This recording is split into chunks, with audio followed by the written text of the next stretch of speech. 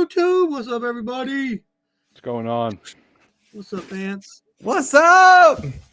Living. Yeah, man. We are definitely working technical difficulties. Repair, baby. We're good. Holy smokes, man. What a pain in the neck that was. Tell them why it took so long. Yeah, my YouTube channel was messed up. It's been too long. It's been too long. That's Nice. what happened. I'm not gonna lie. We're good I'll to take go. the heat for that one, everybody. I will. 42 minutes late, you know. So I don't know. I mean, we're just gonna have fun tonight. Talk about some technical analysis. Hang out with Ants. I think Ants got some technical analysis. I'm gonna show a little technical analysis. And no, I think it'll be a good show.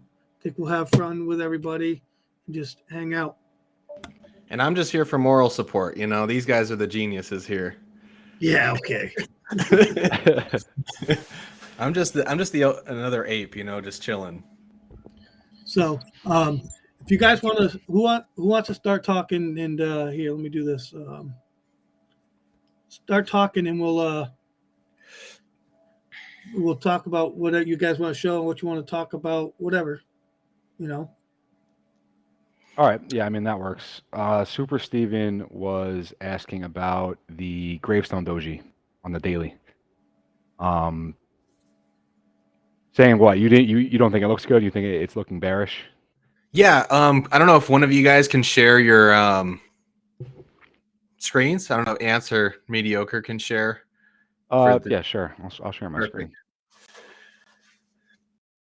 But before we get into the gravestone, I want to give a little bit of some background here for the people who haven't seen Ant's videos or maybe unsure of what we're going to be going into tonight. Essentially, cycle theory has been around for a while. Ever since the last two squeezes, a lot of people have been speculating on cycle theory or certain pattern. I'll call it pattern recognition for the most part. And majority of the time, they've been wrong.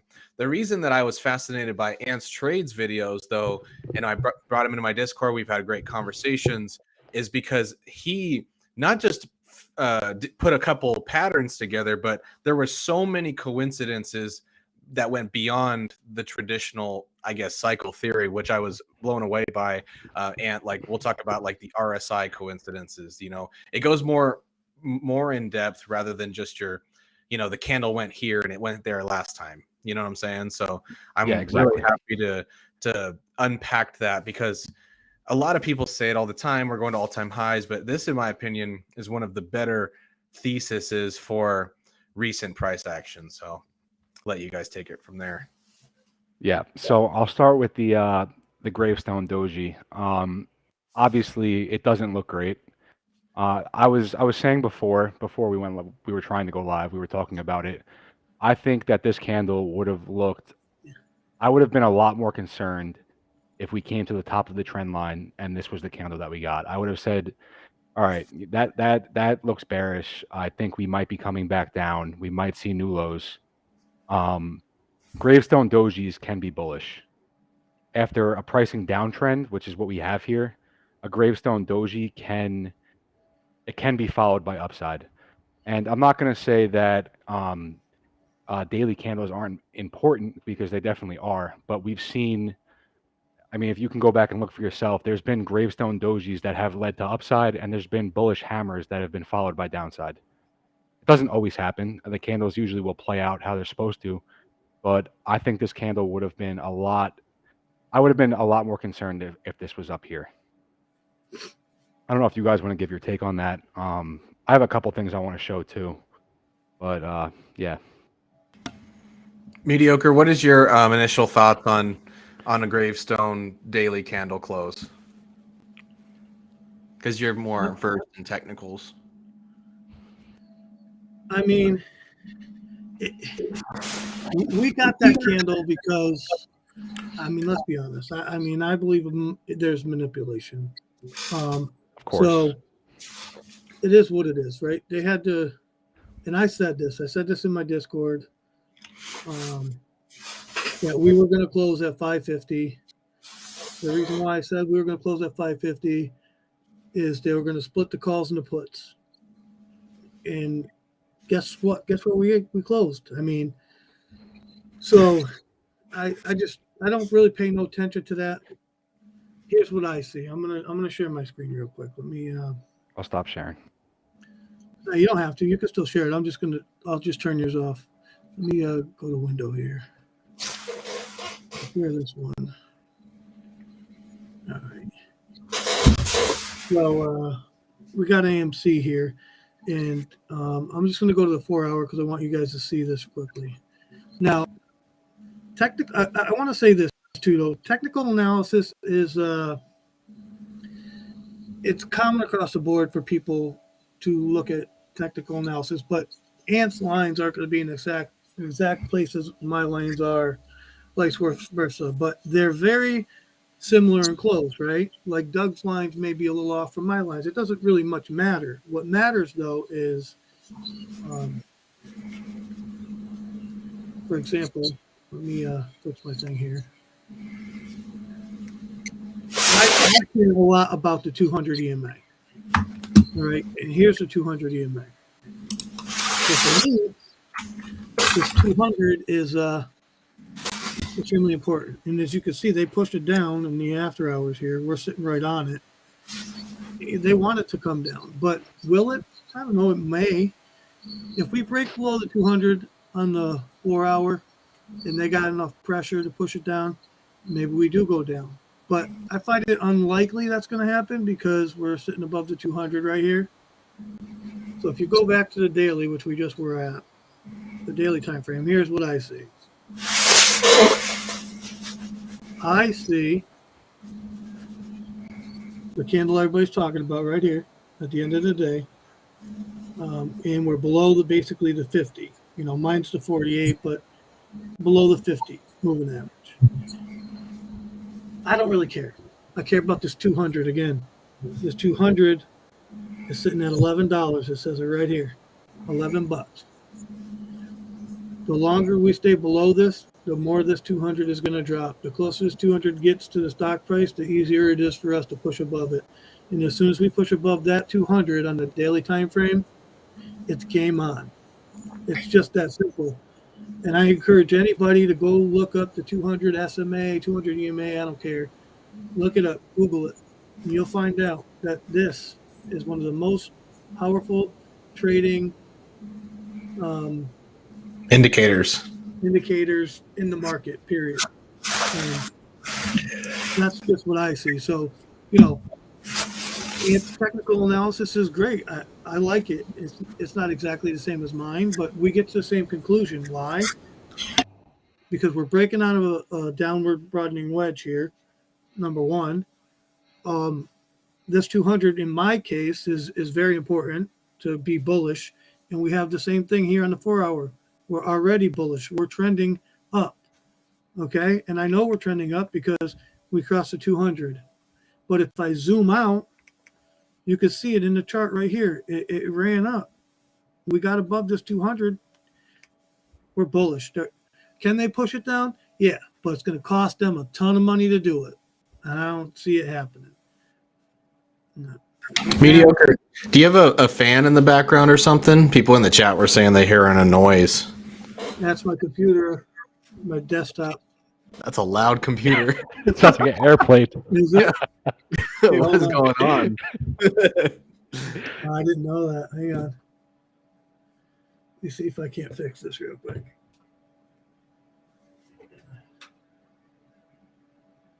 Let's do this. That better? I don't hear it anymore. For now, yeah. My bad. Are you at the SEC right now, Mediocre? Like, are you protesting in that background? Yeah, baby. We're out here. We're out here. I like that. Is that the rocket ship in the background? Like we're getting ready to moon. So that's what that sound is. That just might be it. Oh my goodness. I don't Yeah. know what you guys got. Really quick. I mean, if you guys don't mind, I just want to share my thesis as a whole. My The floor thesis is yours. as a whole, why I think that we are going to be seeing um, a massive pump upwards and possibly all-time highs very soon. So I'll share my screen. I know I did this in my video, and I'll show you guys really quick again. So, all right, you guys can see my screen, right? Of course. So, my thesis as a whole is that this stock is trading on 3-year cycles. So we could start from IPO, which was December of 13. It was the end of it. We could just say January of 14 for the sake of argument, because it's pretty much the same thing. And then you have 3 years of bullish price action, which comes to January 2017. And this was approximately an 100% move.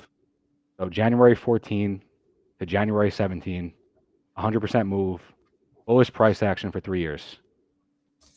Then you have bearish price action for 3 years. You have January 2017 to January 2020. Bear flag repeating over and over and over. And then you flatten out in January 2020. So you have January 17, January 2020. That's 3 years of bearish. And then you're followed by 3 years of bullish. This is the cycle that we're trading in now, since this whole mess started. So I shared this in my video. I'll do it again really quick because I thought this was pretty crazy. You have this trend line that is from January 17 to us breaking out at January 21 and the first squeeze on AMC. Now, actually, before I do this,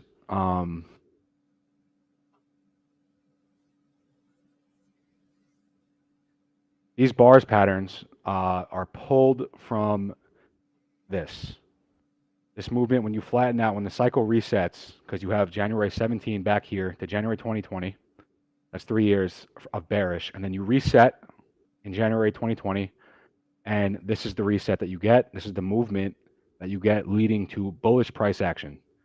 You flatten out, and then you have bullish price action for 3 years. Now, this bars pattern is pulled here, overlaid here.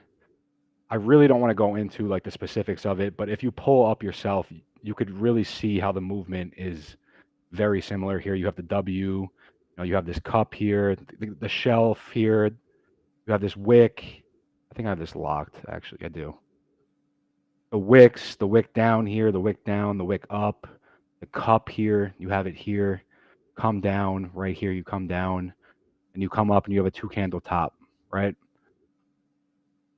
And then over here, same thing. It follows almost perfectly. You have this movement here. It's a U, and then it's followed by a higher U, which we get here again, which is right here and right here. And then you come down to the bottom, find your bottom, which I think this is the bottom. And then you start working your way up, and you break out and go to highs. Now, let me take this off the screen really quick, and I want to show you guys something else. And this is all in my video, but I want to just show it here anyway because I just don't think that I just don't think this is coincidence the way this works out. Now this trend line that I drew from 2017 all the way down to before we break out and squeeze in January, right? It runs over these 3 fractals, which are the same. More or less, it's the same movement. Obviously, the candles are never going to be the same, but it's the same movement that you get here is right here. When this trend line runs over, right? Now you pass over, and as the red transitions into the blue, you have touch points. Wicks above, touch points, you hit it. In the middle of the blue, you have touch points. And at the end of the blue, you have one touch point, and then you retrace. And that's exactly what you have here. You have the same thing. As the red transitions into the blue, touch points on the wedge, multiple, and there's a wick above. I would have to zoom in for you to see. I'm not even going to bother, though. In the middle of the blue, touch point. End of the blue, touch point. Now, the last time in January of 21, You touch it and you get rejected, and you retrace. You have one candle, and then you break out and squeeze. And you have a 3-candle squeeze. You break out, close above, gap, gap, all-time high. Not all-time high, sorry. The highs of January. On the other side, you have the same thing. You have this candle that hits the wedge, and you get rejected, and you retrace, and you have 2 candles here.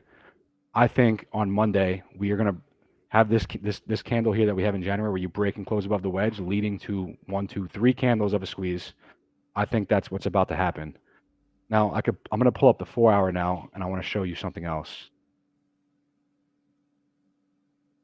All right. So this is the 4-hour of January 21, when the first squeeze of AMC, and this is the 4-hour of present day. I mean, you could see the. Oh, what's up? When you're done talking about this, I have some other coincidences that I want to show. But go ahead. Sure. Yeah, sure. I'll be done in 2 seconds. I just wanted to. This is the last thing I wanted to show. No, you're good. Keep going. You're good. Yeah. So you have your touch points here, the last ones here and here, and then you form this cup, right? Which we do here. You get rejected off the trend line before the January squeeze, which we did here, and then this is what we have.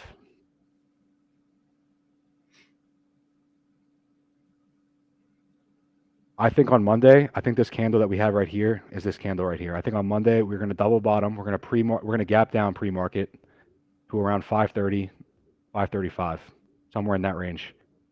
The first half of the day is going to be boring. It's going to be probably low volume sideways. It's going to be it's going to be a tight range.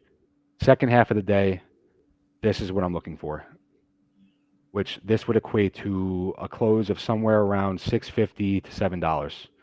If we get this candle second half of the day on Monday, maybe it could be Tuesday. I don't know. Maybe we just go sideways. We hit the bottom and then close somewhere around 550 again. I think things are looking real good. So that's my thesis as a whole. I think that we are right here in the cycle. We are 3 trading days away from. I mean, in January of 21, it was 3 trading days away from highs. That's where I see us in the current cycle now. So, and if we break and close above the candle, that means I quit my job. Not financial advice, but yes. I love it, man. Yes, everything we say, guys, is speculative in nature. It's obviously not advice. We're just 3 guys having fun, and it's true. There's a shitload of coincidences, more so than not. So we were just here to point those out. Mediocre, take it away. Tell me what you guys think of this. Is this a coincidence? That looks pretty nuts. It's Bitcoin. What did you see on Bitcoin? We broke above this line right here. This resistance level right here. Look at how many times we touched it before it broke over that. I mean, and if you go look at the S&P 500, let me get back to my window here. Hang on. Get back to my window. Let me pull up my other window. We'll look at the S&P 500 quickly. It's pretty interesting. It was weird how we got a huge run in the SPY on Friday. I don't believe there was any real news on that. The craziest part about that run in the SPY is we followed the SPY Monday to Friday. Second half of Friday, we diverged from the SPY. SPY rips and AMC goes red. And if you look at the 1 hour on the SPY, it's showing a head and shoulders. I'm expecting downside. I think we're going to diverge. I think that we're going to see upside next week. I think the SPY is going to see downside. My opinion. Gotcha. This is the SPY mediocre? Yeah. Oh, boy.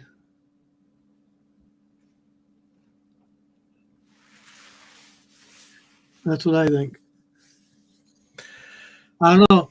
I mean, D- I can't wait to see what happens, but I'm optimistic. I'll say we have to pass the 200. That's my thing. When we break the 200, we go. How far we go, I don't know, but it's got to happen. You gotta. We're already above the 200 in the 4 hour, so I'm gonna stick to my fundamental trading analysis that I always do. I appreciate ant stuff. You know what I mean?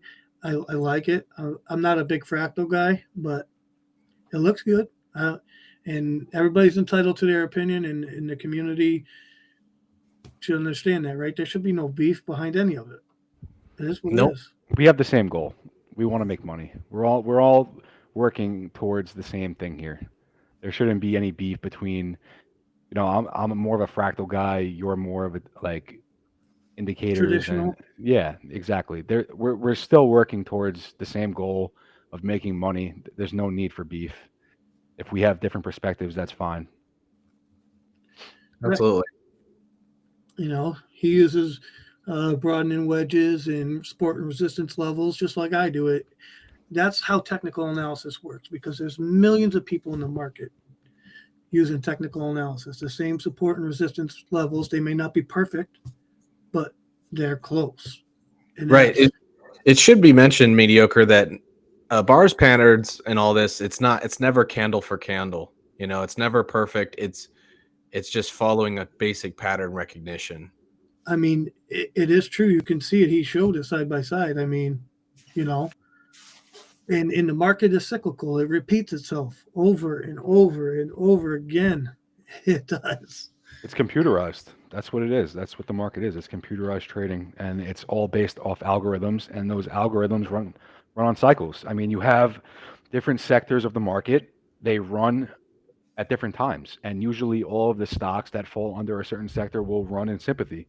So you'll see meme stocks run together. You'll see tech run together. It's just how the market works. And do you think that so the red, green, blue, that is obviously in your theory computerized algorithmic trading, right? 1,000%. Right, One but thousand percent. when you're outside of those fractals, like during the squeeze, let's say, would you say that that's I don't want to say honest, but true price action in that amount of time? You're saying during a squeeze?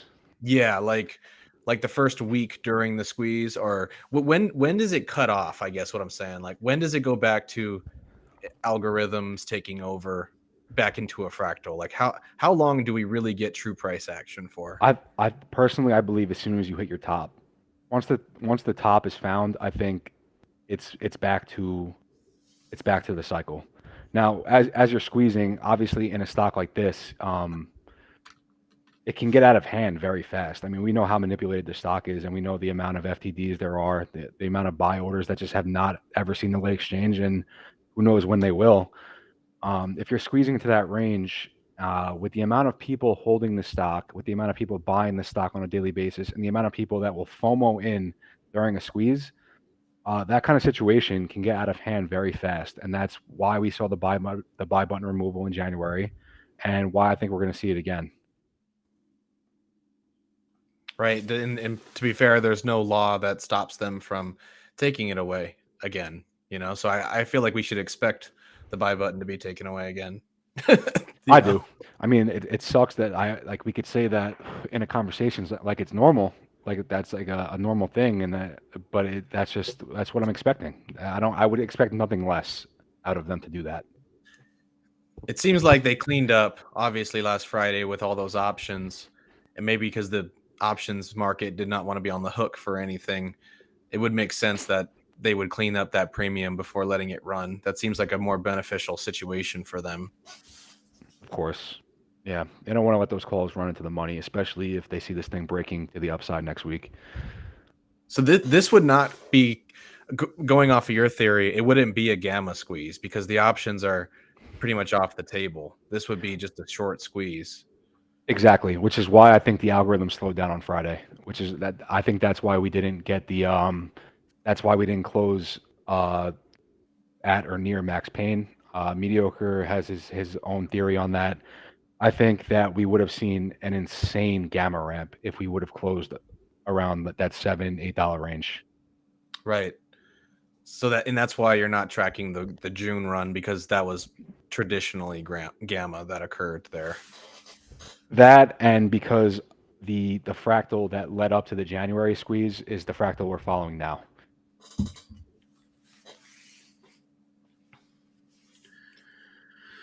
Yeah. I mean, I've showed people how I could not figure out, but what I think that they're going to do with options every week. You know, you could look at it on any stock, and it'll pull up the ticker, max pain, scroll to the bottom, and look, and just look where the puts and the calls are located, and go in between that. And that's where I think the market makers are going to go. If they could get away with it, so if they could prevent it, at least on AMC, that happens all the time. Of course. Is there any open interest for next week, to your knowledge, Mediocre? Or is it pretty much dead? I haven't looked at nothing this week, to be honest with you. I don't usually. Let me see if I can't pull up that website you look at. Yeah, I'll check. No worries. I would prefer there would be no open interest, honestly. 27th. So it looks like 22,908 in the money, 53,000 out the money for calls.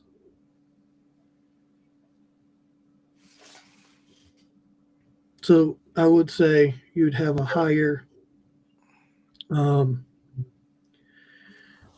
max pain according to them. You know, Right. I don't know what they'll do. Maybe they push it down, but I don't know. I'll have to wait and see. And can we go through some of the minor coincidences we can call them? Like we were talking about in your video, you're talking about the 95% RSI, right? From both squeezes and the Bollinger Bands and some of the other technicals that fall in that category. Yeah, sure. Yeah, I'll share my screen again. I thought the RSI was like, what? Like, you know? When I saw that, I said the same thing. I mean, who wouldn't? Let me just pull up the daily.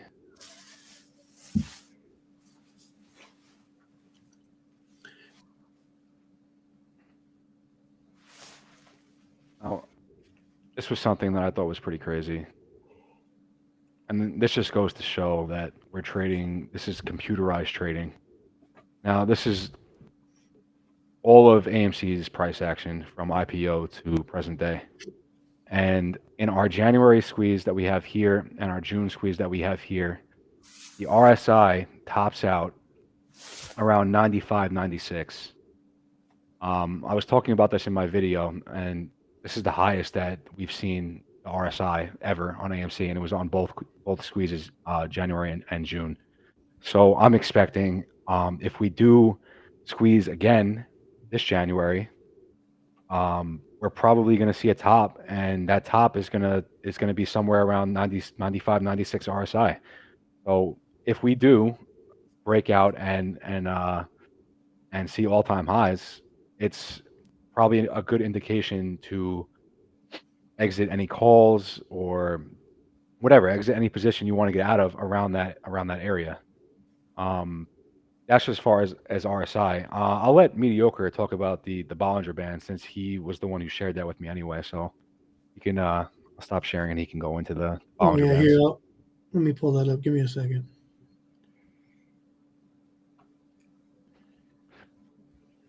Too many coincidences, Ant. It's crazy. It really is crazy. It doesn't.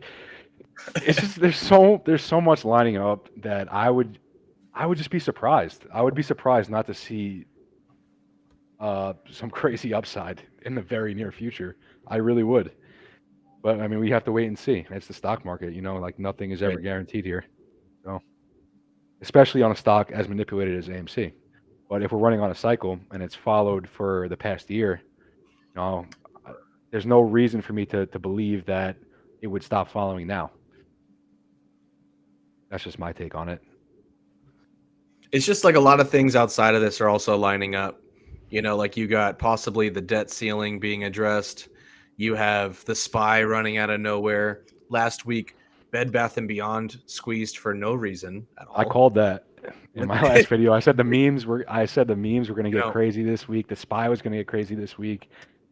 In your Discord, I called the rejection off the SPY. I Right. said we were going to see a crazy rejection off the 400 in the SPY, and that's exactly what happened. A few hours later, the SPY was like 392. And Mediocre saw that coming too. And you guys are sharp with that. And not only that, I think that the community sentiment is starting to get back to where it should be, positive.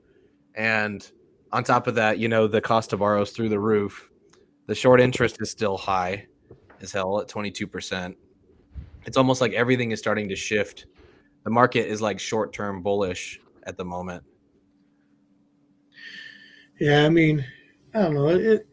The community needs to pay attention, right? We've had 2 years. People should have really been trying to learn charts and stuff like that, and not so much relying on other people. You know, I'm willing to share my people. I teach people in my Discord. Anybody's welcome in my Discord. It's free. I don't charge money for it or whatever. But you know, if you want to learn something, come on over. You know, people in my Discord know what's going on. Anyway, I'm going to show you guys what I showed Ant. And I show a lot of people this, honestly. My Discord knows about it. So we're just going to come back here to before the $72 run up. And I'll kind of go over my strategy a little bit on what I look for and see. So first things first, the 200 EMA, I've already said it, it's one of my main indicators. I also use the 1348 strategy, which several people use. I like the strategy. It kind of helps me determine direction, but I also use other indicators besides those. Anyway, this is one of the main things I use. So as you can see, I'm going to explain this to people because this is how I have it set up. So this yellow line here is my 13 EMA. And the reason why it's yellow is because most cases when you go long in the market, you want the stock price to rise. So you want the 13 above all the other indicators you're using or moving averages. So the reason I'm saying this is because I have it yellow for the sun, basically, to make it simple for people, right? It's just kind of the way that I show people what I'm talking about. So if yellow, if the 13 is the sun, yellow, it's supposed to be up in the sky, and the ground is green for grass. You know, this is my 48 or my 50 moving average, and then the 200 is red because I want it to stand out. Because if the stock price is below it, we're bearish. If the stock price is above it, we're bullish. That's kind of what I'm talking about. But to get into what I actually showed ants is this. All right, number one, you know, the 13 crossed over to 48 and we had a run up in price. And these blue lines here are Bollinger Bands. And when they get constricted like this, a move is going to happen. Doesn't mean it's going to happen right away. But the more constricted those Bollinger Bands get, means a move is going to come. And so you can see how constricted they were. And then boom, they moved. And then boom, again, it popped up. And look, this candle is all the way out of the Bollinger Band on the daily time frame here. And then this next candle came inside. It was also out. The very next candle came back out. And the same thing with this one, right? So you had 1 day, 2 day, 3 day, 4 days to get out of this play within the top, within a percentage of the top, right? Before this thing fell off and whatever. That's one instance on AMC. Let's look at another one.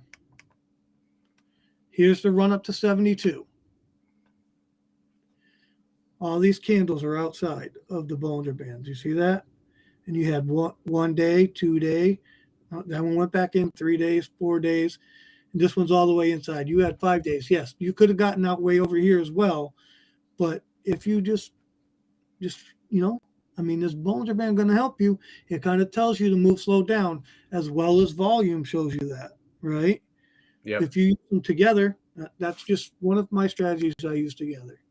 So now I called this move a long time ago, kind of when I started my YouTube channel, when we were in this massive downturn.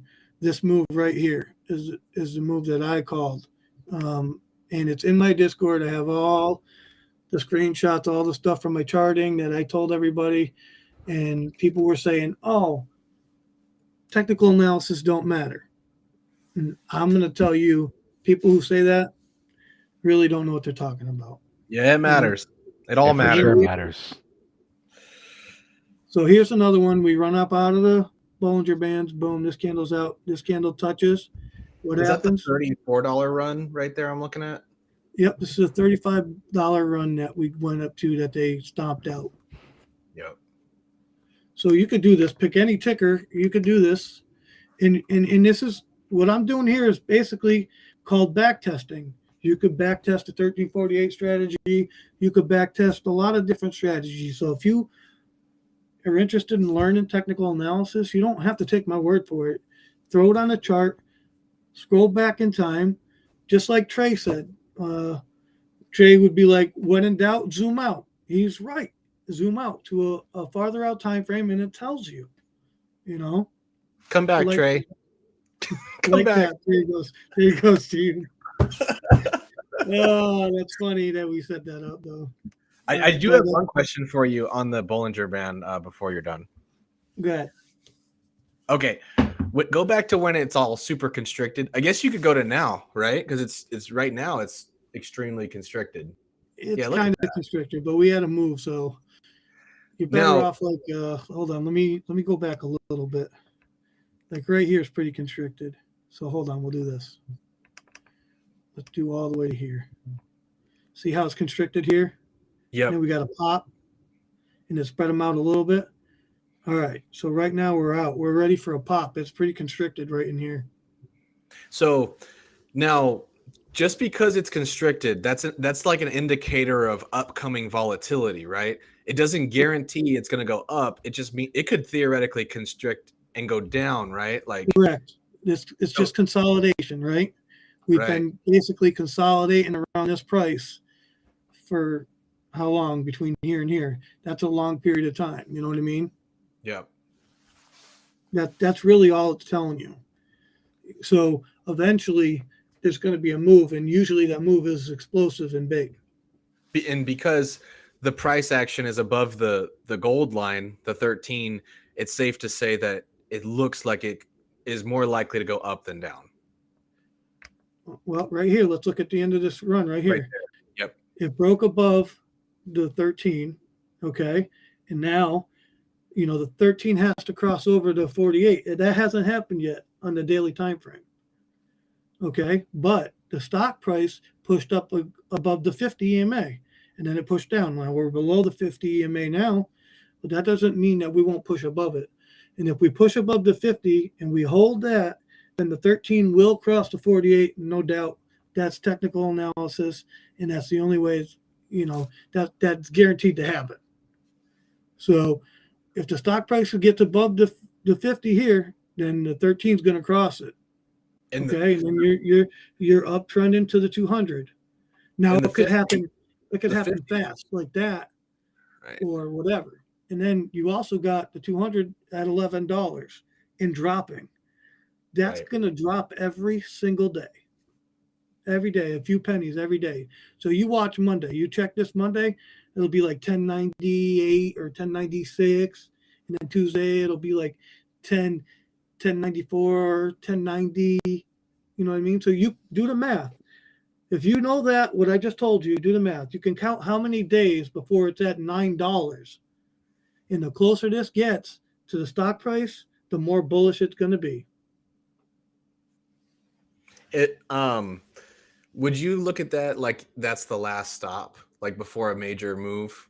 Like kind of like what Ant was saying, we could gap up to around say $7 to $9, but then you're going to run into the next one, mediocre, which is your 200, and it'll be easier to get there because it's dropping, right? All I'm saying is there's traders out there who look at charts, right?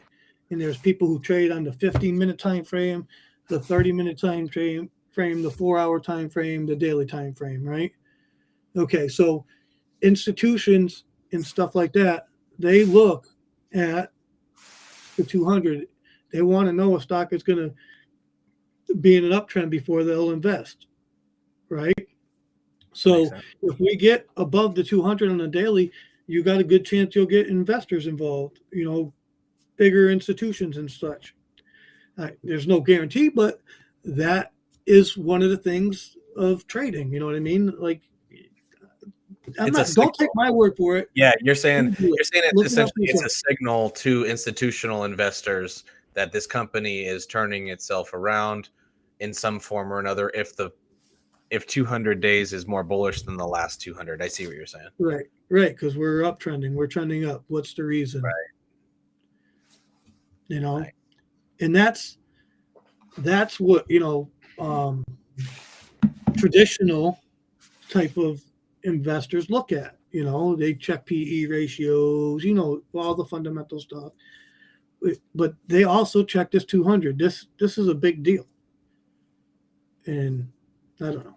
I mean, I don't disagree with Ant. I know Ant does technical analysis. I could see on his chart he understands exactly what I'm talking about, and I understand what he's talking about. In his fractals, they do look exactly what he's saying. They look very similar. So, in the market is cyclical. So I wouldn't count that as being wrong. But I'm a type of person or a trader who waits to see the action. You know what I mean? I'm not a big hype kind of person, but I'm not gonna say, oh, I don't like what he does because he does that. That's not me. I actually appreciate his technical analysis. Preach. And what do you think about the Bollinger Bands and where we're at right now? I mean, obviously they're constricted. It's not how tight in relation to the January squeeze are the Bollinger Bands. This is about the same, or do you not know? You can go because I haven't even looked.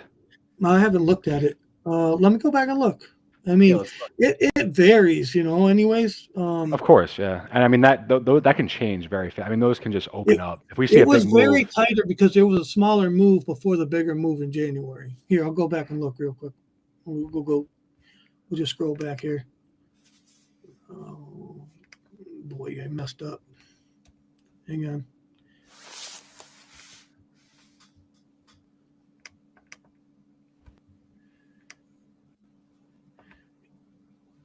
So I'm just going to highlight this whole area right here. So this is well before the January squeeze. Not well, but if I scroll this way, you'll see how close to the major 72-hour run. See that? So now it's squeezed pretty tight right in here. I could zoom in here, but yeah, let's see how January. I wish I was in over here. I got in over here. I got in on this candle actually, on the downside of this. That's when I got. That's when you bought in. But, yeah, way back here. Yeah, and then this area I think is like the $5 area, pretty much. You can't really tell. Where was this at? No, this was it right here. So I remember this took a long time right here. This $5 area. But I remember that. I don't know. It's all relative. It moves. One little candle pushing up on it can spread it out. So I don't really go by that. You know what I mean, Ant? Yeah, for sure. But as far as consolidation, it definitely was consolidating big time, all the way to here, and that's when it started. As you can see, this little run up, it pushed it out a little bit, it pulled back, and then it was gone. If I continue going, starting to feel like May of 21, huh? I mean, Getting that feeling. I'm excited. You know, I'm not excited as I was then, but I know what I have, and I don't get super stoked like that anymore. You know, You will once I we just break that $9. I'll be And then happy. we get that close at $11. Then you'll be Yeah, like, oh, you'll be once we jacked. start moving, I'll be pumped. I guess. Yeah, Yeah. I Well, mean, you gotta I'm looking break for the a close 650, $7 Monday. If we see that, I think that we could see the 200 the next day, in my opinion. No, I think you're right, We could see a and I gap to kind the of see 200. that too. I mean, we have pressure on the stock, and then, you know, I wish Casey Shaw came on with us because he does the numbers, right? And if we have, you know, 300% cost to borrow and stuff like that, how are they going to be able to push this back down? I don't see it. mediocre.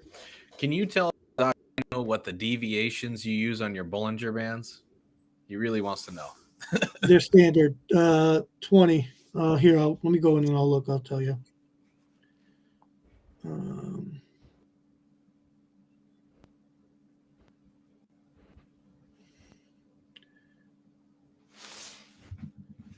The length is 20. The deviation is negative 20 for the bottom one, and the top one is not 22. Negative 2 and positive 2.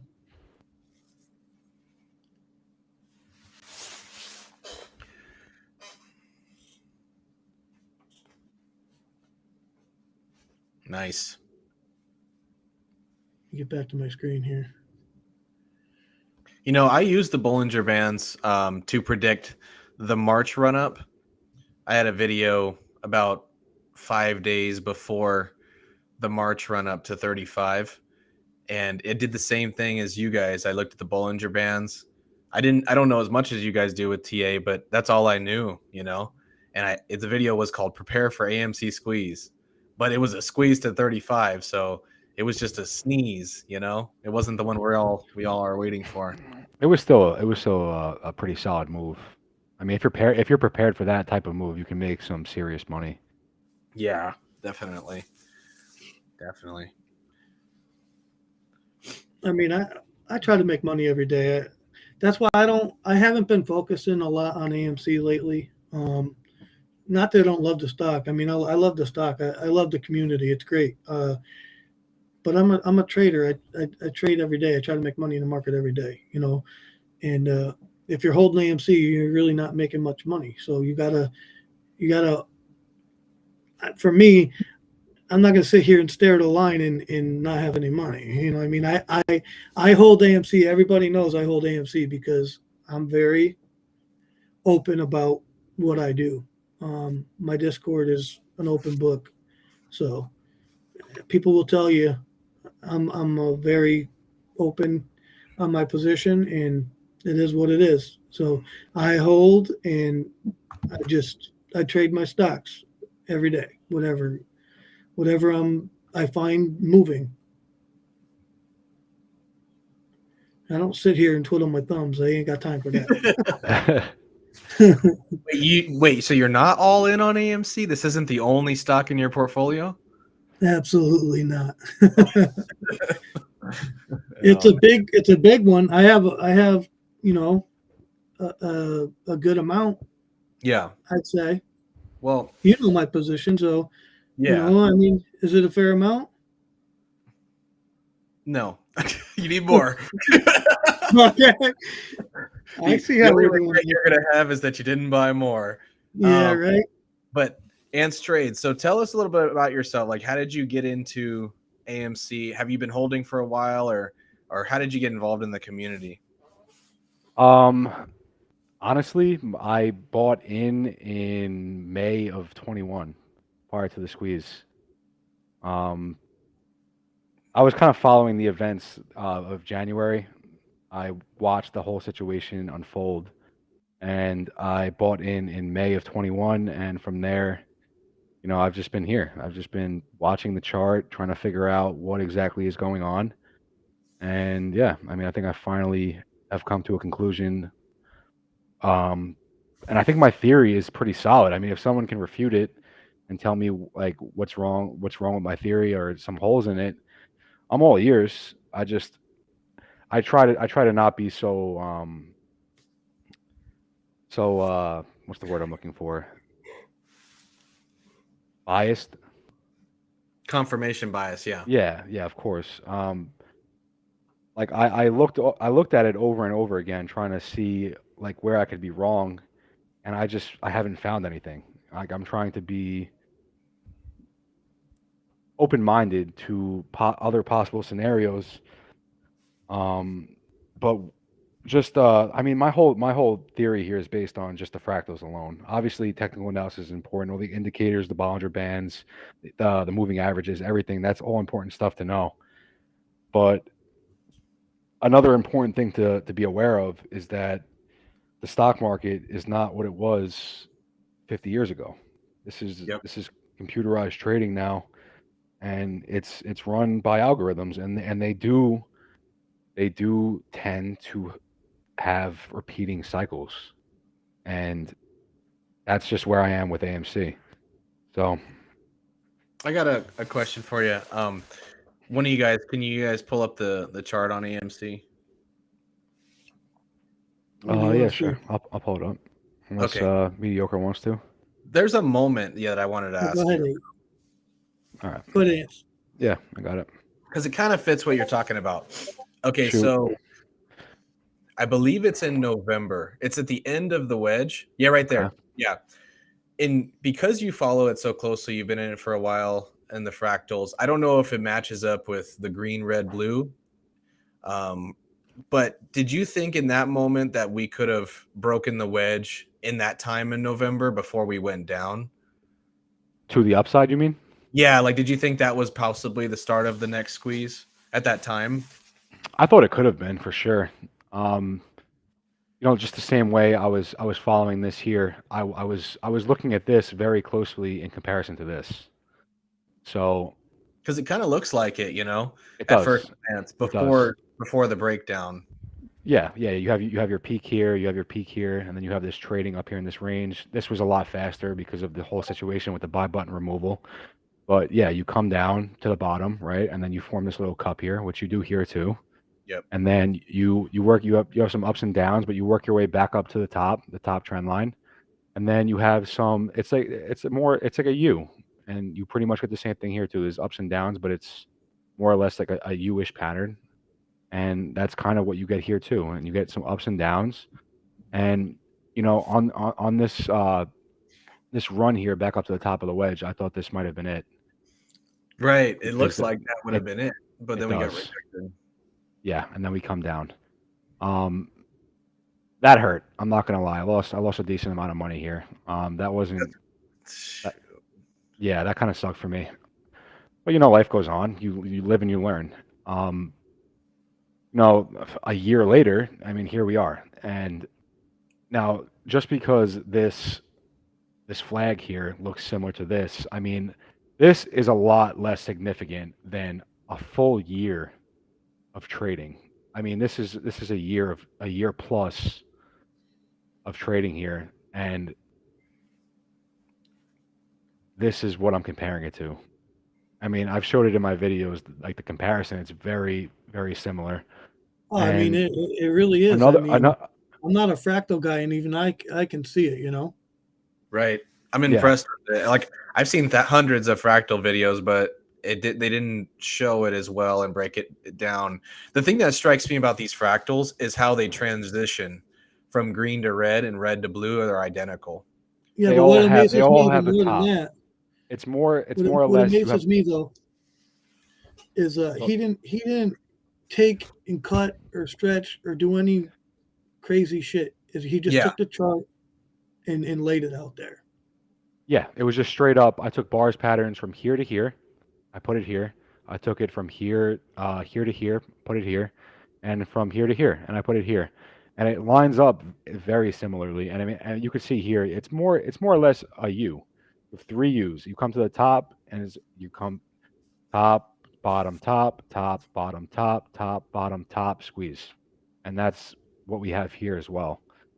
And my wedge, my trend lines on my wedge, They're respected pretty well. I mean, I have peak January.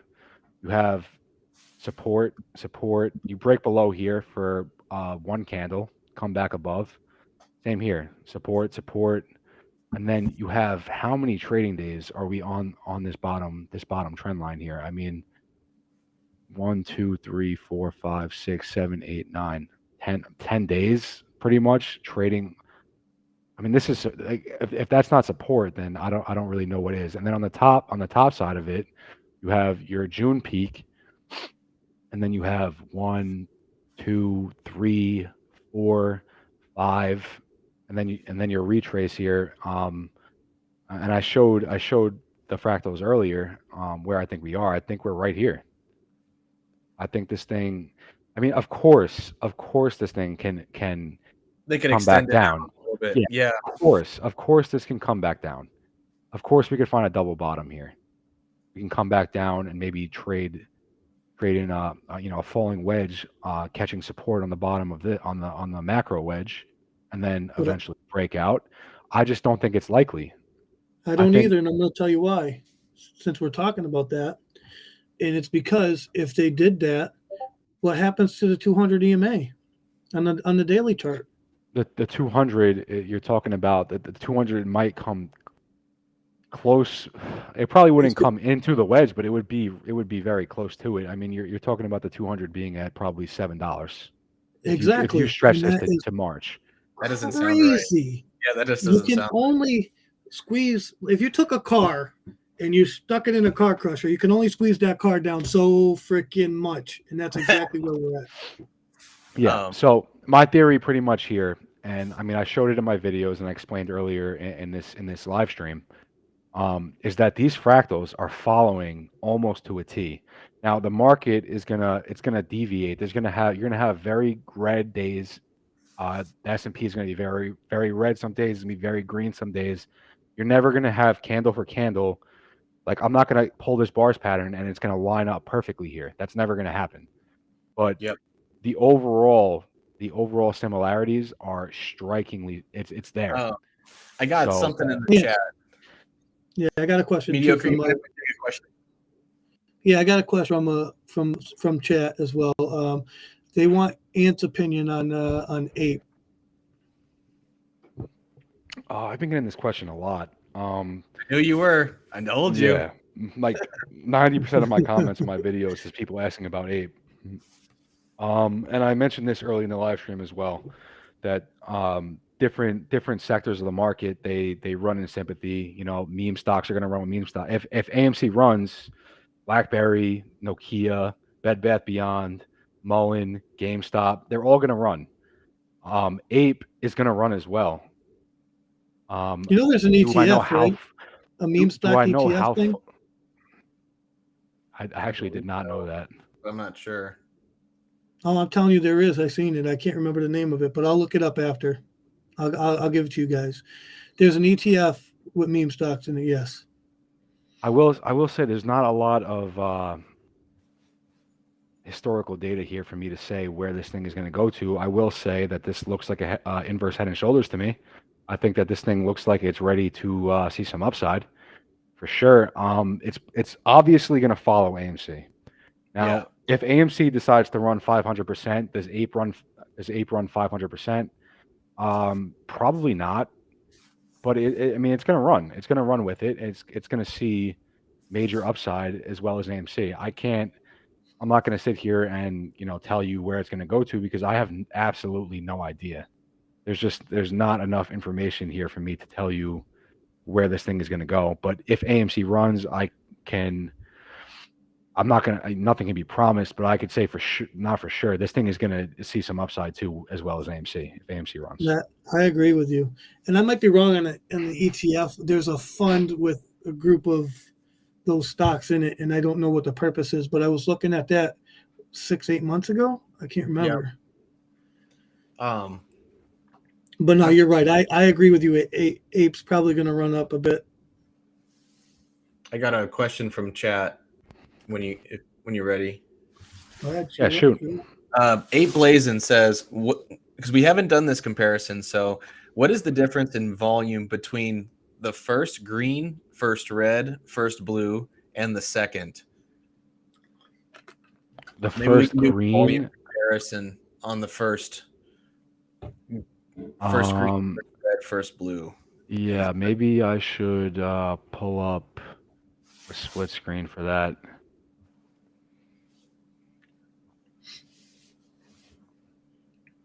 Because that's a good indicator if the computer's taking over, right? At that point.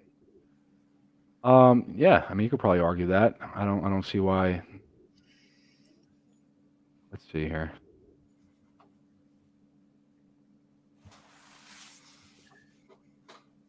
All right, I mean that's pretty close to that. So this is January, pre-January squeeze on the right, and this is where we are here.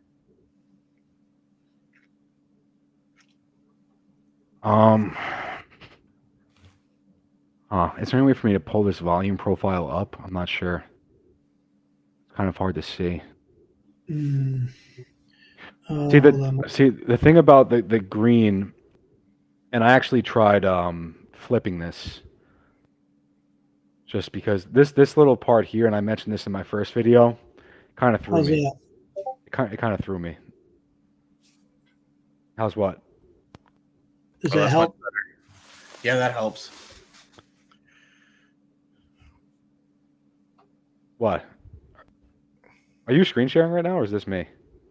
No, that's you. We can see it. Yeah. So this part of the fractal here kind of threw me a little bit, because it's pretty much the only difference that I found, and I mentioned that in my first video. This huge red candle here. I mean, obviously we don't see anything like that over here. I never even thought to look at the volume profile, but that's why we're here.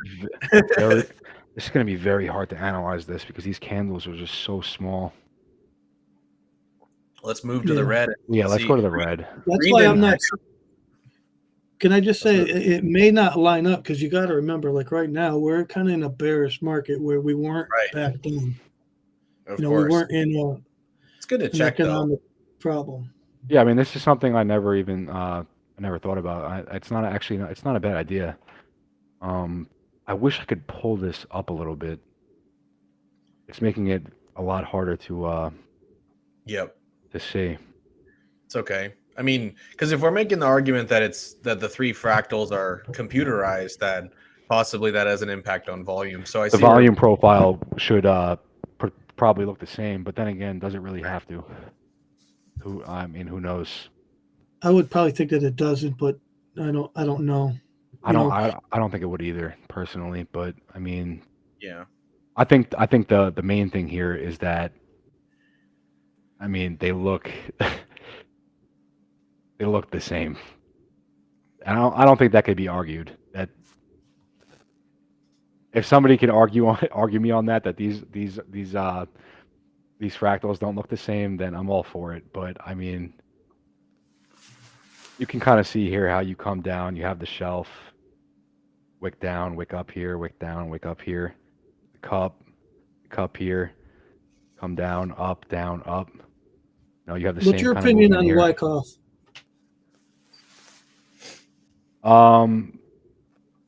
What, as far as like accumulation, distribution? I mean, do you see? Okay, so I'll just say what I believe. I believe basically that if you're a trader that uses technical analysis, you basically are using Wyckoff theory. You know, when you're looking at charts and you're reading charts, right? Even like fractals, I would say that's Wyckoff theory. It's based off of that. Yeah. Because I believe Wyckoff theory is a thing, and the market runs that way.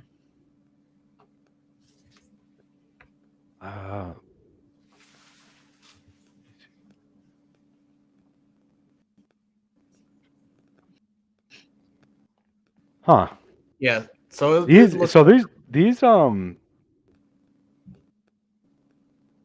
volume bars here look pretty similar to these.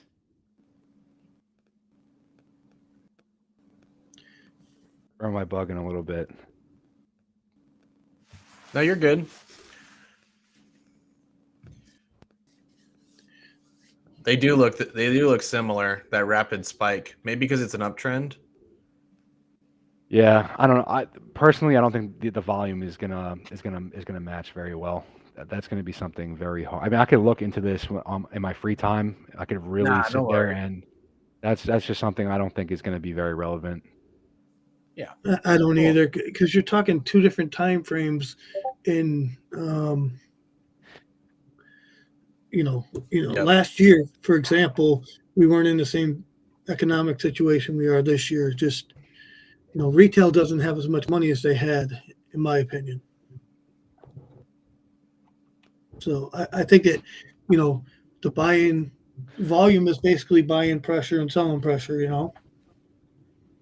Yeah, It's, I I think will it's I going. will say this though, and this is not anything to do with volume, but I mean this wedge is very well respected. I mean, you could see all the touch points that we have on it. Um, Realistically, if this was dragged out and this comes to an end, what, like mid-March, what happens when you get here? Now, if you break down from this, you're talking like bankruptcy. No, I agree. This Right. this come this comes to the apex of this is about $3. I mean, if you break down from this, you're probably going to see a pretty big move down, and there's not a lot of room to go before you hit zero. I What is just that, don't see. March? This is Yeah, Mar. This March. is March. Yeah, March 10th, mid-March. You're talking about what are we? January 21st. You're talking about a month and a half before we get to the peak of this thing, Yep. and I just don't see how it goes down. I don't. It wouldn't make any sense. I don't know Right. your Nope. guys' take on that. It just wouldn't make any sense to break to the downside out of this. Now, on the other hand, if you break to the upside out of this, there is enormous amount of buy pressure once you break out of this Yes, thing. Yeah, the I think recent, there's a Bitcoin surge and the market turning all of a sudden for no reason makes me feel like, and the recent short squeezes on BBIG and BBBY out of nowhere, and some other tickers too that started running, makes me feel like we're going onto the upside. And that goes to show what I was saying before, that the sectors of the market, they run together. So you're going to see meme stocks run together once, like, just, I mean, look at crypto. Bitcoin runs, everything runs. AMC, GameStop runs, everything runs.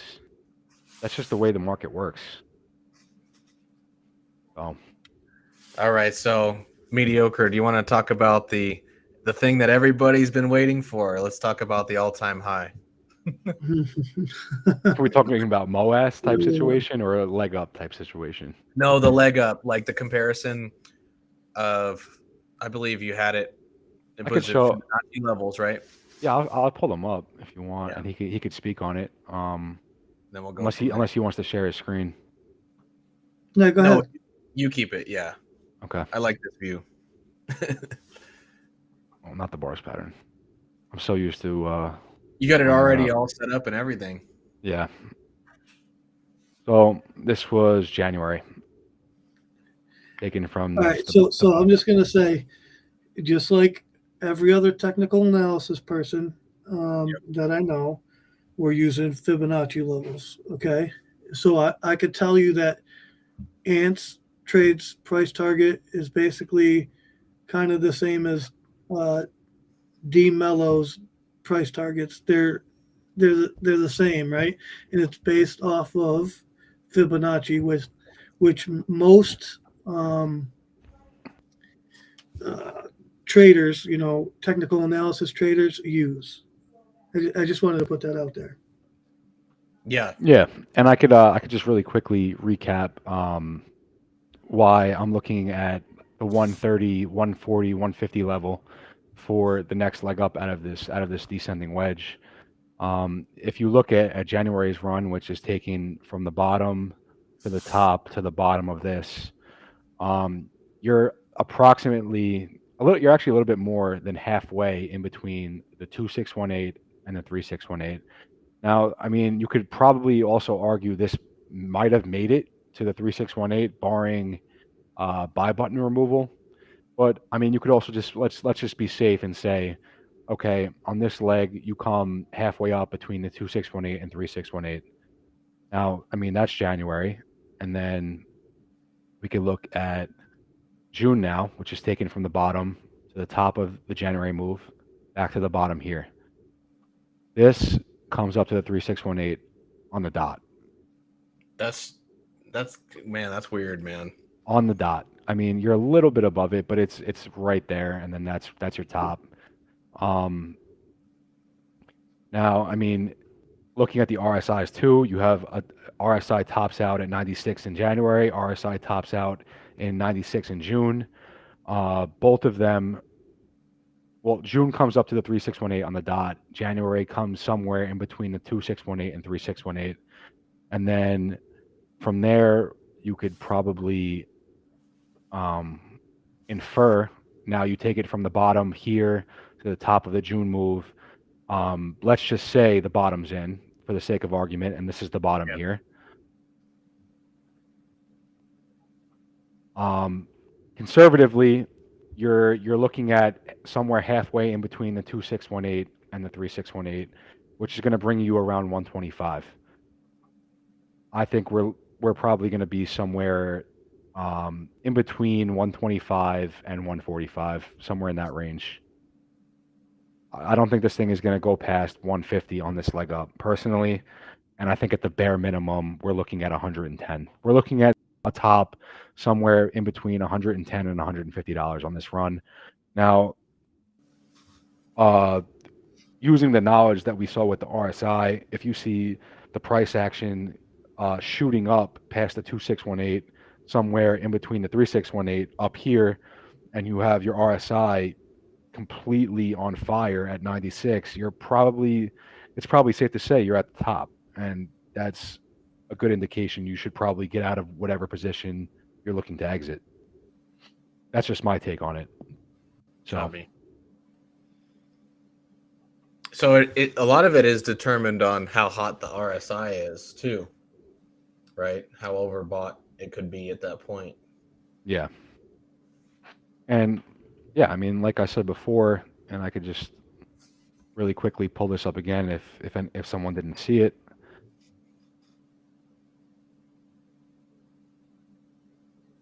Historical price action of AMC.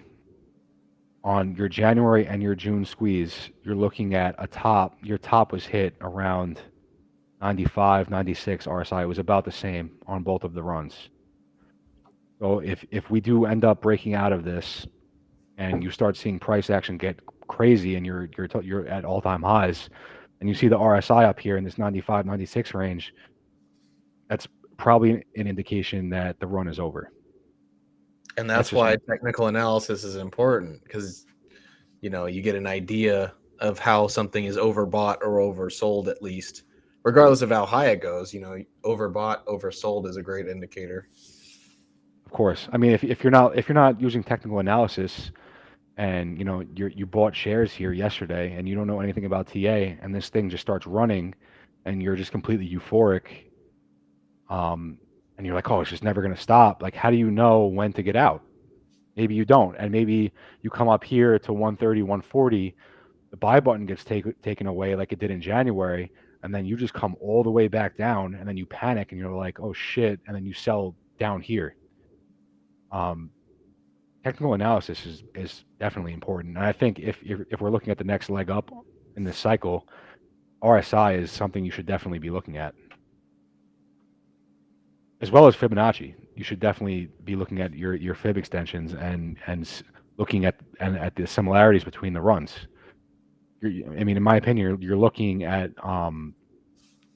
you're looking somewhere in between in this range here of in between the 2618 and 3618. You're looking like 110 to 150. 150 would be the absolute top, though, in my opinion. I don't think we're going to come too far past the 3618, if anything. I think more likely than not, we're going to end the run somewhere in this range here. Maybe we hit it. Who knows? I mean, I'm not saying that due diligence is not important at all, right? Like, news is important as well, but you kind of need both TA and DD. I think TA is very important. I would not trade without TA. I think if you want to rate the importance of three if you want to take due diligence, technical analysis, and we'll just for the sake of argument just separate fractal theory from technical analysis. I think due diligence is at the bottom, and that's just my opinion. I love it. I have to agree with them because no, seriously though, Financial if you look at statements, a chart, don't worry about it. Don't worry about it. if you look at a chart, It's not. Don't worry about it. It's just that it's not as important as the fractals are, and it's not as important as the technical analysis is. That's just my opinion on it. If the chart says the stock is going down, the stock is going down. Exactly. Done. Forget about it. Financial. How many times have you seen bad news on a stock and the thing just fucking rips? BBBY, they announced that they're gonna go bankrupt, and then the stock ripped. Exactly. Or you see good news and then the stock just crashes. Like you've seen that. You know, it's just I don't know. I mean, due diligence is important. Obviously, you want to be in if you're investing in a company, you want to know that the company is profitable and in the foreseeable future, or maybe if you're investing long term, you're looking down the line, you want the company to be making money. I mean, that's what investing is. Short term due diligence, news here and there, hit pieces, whatever. I don't think that's as important as technical analysis and as fractals are, and that's just my opinion. No, I agree. That stuff happens every day.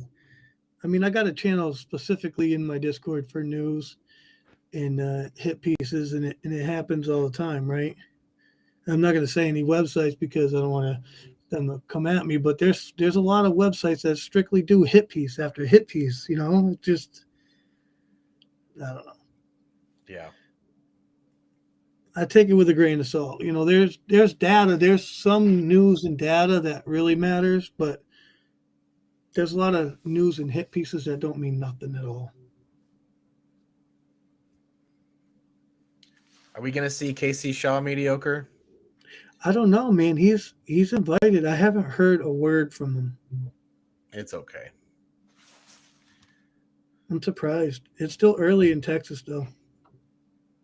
Wouldn't it be some shit if this just plays on a loop? Just stair stepping, the stairway to heaven. Yeah, Wouldn't that be crazy? I'd love it. Maybe that's why on Robinhood, I don't think they have technicals, right? On Robinhood, like they just have the line, so you don't know when to get out. Yeah, it's just a line. That's it. I mean, and there's so many. Listen, what drives me crazy. Do you know how many free platforms there are for charting? I mean, No. you could go to TradingView. They offer free stuff. Thinkorswim is free, but you don't get live data. But there's Weeble's free. I mean, there's a ton of free charting software. I don't know why people just don't. Maybe they do, and I'm wrong, but I don't know. Personally, I love TradingView. It can be annoying sometimes, but I like it. No, I have a TradingView account. I don't use it for trading. I have it, and I use it for other things, and we're not going to discuss. But I practice on it with people in my Discord. It's great for training videos. Nice. I mean, it's going to be interesting on Monday, especially if the SPY, like you were saying, mediocre, we're close to the 400 again, and it theoretically has a chance to create a new trend to the upside, but that's a big if, right?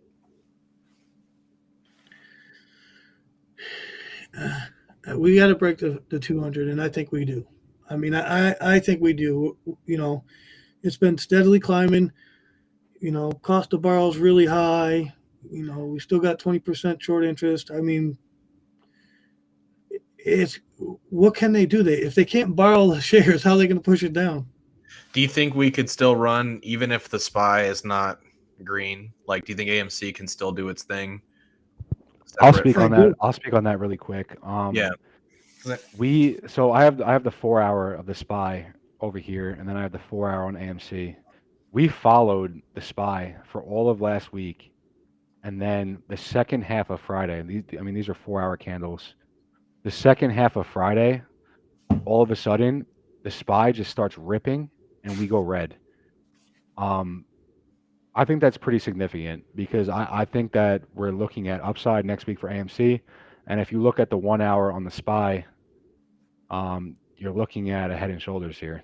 That's what we have. So I think we're about to see downside with the SPY. I mean, obviously I could be wrong. This thing could just keep fucking going. Who knows? But I think more likely than not, this thing is coming down. And if we did diverge the second half of Friday from the SPY, maybe we see the SPY go red and we go green, big green, as the SPY goes big red. And the scary part about the SPY right now is this thing has some serious room to the downside. Serious I room to the don't disagree. downside. I mean, I got SQQ position, so I mean, I don't disagree with you. But what scares me though is the Bitcoin rip this weekend. That was not expected. It broke that resistance level. And you're saying that scares you because you think if Bitcoin, Unless Bitcoin dumps off. Yeah. maybe it's a bull trap. I'm not calling for Bitcoin to dump off, but I'm saying it broke that. Okay, the other day when SPY was knocking on 400's door, and Okay. I said there's no way this thing's gonna break 400, and You it did. didn't. It didn't, and it dumped off like I expected it to do. It did it, and then What? we're at to turn around and run right back up there, and then after hours, Bitcoin breaks its major resistance. I don't know, man. See, I will say this. I don't think Bitcoin is going to see major upside anytime soon. And my reasoning behind that is, I've come to find that a lot of stocks and even cryptos, they run on cycles, and the cycle that I always come across is a 3 year cycle. I mean, you have your first peak of Bitcoin here, somewhere towards the end of 2017, 2018, right? So you should expect you're going to see in 21 a rip, and that's what you have. 21, you see another rip, right? And you double top, and then you come down. I don't think Bitcoin is going to see these levels or higher levels than this until 2024. So maybe this is just a bull trap. Maybe you double top here, and then maybe you come down to lower lows. I just feel like it's really hard to find a reason to buy crypto right now. I Genesis got wouldn't. mined.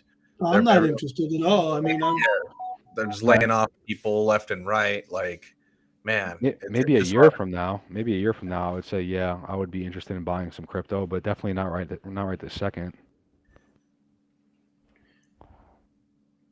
I mean, I'm just And thinking about then what the chart says. What the chart's doing. I'm just speaking on that.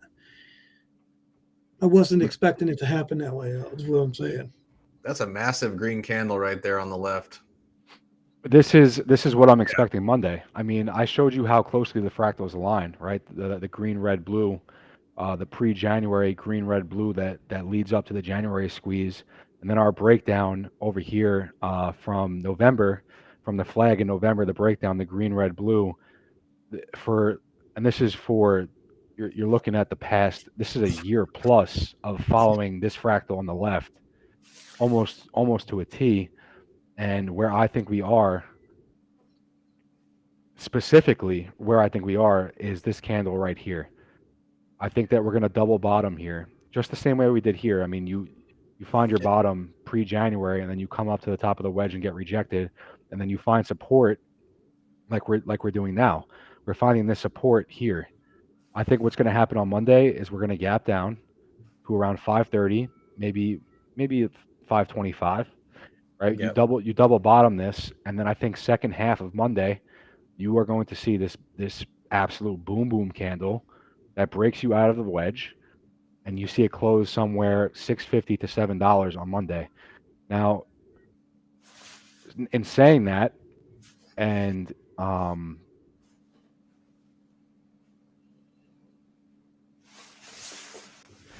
if we do see that, and I mean, you see it back here too. Once you break out, you just start seeing gaps. I have no reason to believe, after following this fractal here for a year plus, we diverge now. I have no reason to believe it until I see it. Then I'll believe it. If something crazy happens and we come back to the bottom, I'll reevaluate the situation. But we've been following this for a year plus, and we're at the end. We're at the end where in January you break out. Now, Yep. if we do, I just showed you the 4 hour where I think we are, and I think the second half of Monday after lunch we're gonna see some serious upside, and probably close somewhere around the 100, maybe above it a little bit, maybe on it, maybe a little bit below it. If that's the case and we do close above this wedge, I think we're going to gap up to the 200 the next day. And Then that's just when my, mediocre will start getting pumped. Yes, I will, baby. We break that 200, and I'm gonna be excited. You're going to be pushing out these videos. Squeeze imminent. Tony, you're welcome to join us if you'd like to. Yeah, Tony, you should come on. If no worries if you're tired, but yeah, I mean, you know what's putting on my tinfoil hat again? Why am I seeing all these articles about the apes all of a sudden? Have you guys seen the articles? They're like, apes are at it again. Short squeeze this, short squeeze that. Yo, like they're starting the narrative. I literally said that in my first video, that the bullshit was going to start spreading. Yeah, we haven't done anything. The narrative. We haven't done anything. I mean, you saw you from Friday close, from when I made my first video on that Saturday. I mean, yeah, you did gap up here, and then you come back down. It was about a 9% move, but you're already seeing the narrative shift. Yeah, it's like my brain tells me like somebody's tipped off. The media could know about what could happen, you know? So they're getting their stories, they're getting their articles, they're getting everything ready before the big rip. Exactly. I'm excited. I'm not gonna lie. I will be very, very surprised if we don't see some upside and break out of this wedge next week. It would honestly throw me. I'm excited. I'm not. Obviously, nothing's guaranteed. Not promising anything. I'm expecting a move up next week. That's just me personally. I've looked at this. I've sat here at my computer and looked at this for hours, candle by candle, looking at this. I would be very surprised if we didn't see some upside next week. Yep. I like it. I like what I'm hearing. We got a lot of people in the chat. Thanks for everybody for stopping by and spending the evening with us. It's been great. Don't mind me. I'm in the background doing stuff. Continue. What's up, everybody? In chat. Yeah, I appreciate you all. So, all right. Steven, you got anything you want to share? Or any, you know, we covered a lot of ground here. I think we did. Let me think real quick. No, let's just take some more questions. Yeah, I think we covered we covered the fractals, we covered moving averages, Bollinger Bands, RSI, the wedge, everything. So yeah, we've gone for about an hour and a half. So guys, just load up some questions for us real quick before me and Ant get up out of here. So let's see. Well, we'll give it a few minutes and then we'll see what questions come across. All right, I'm back. Sound good?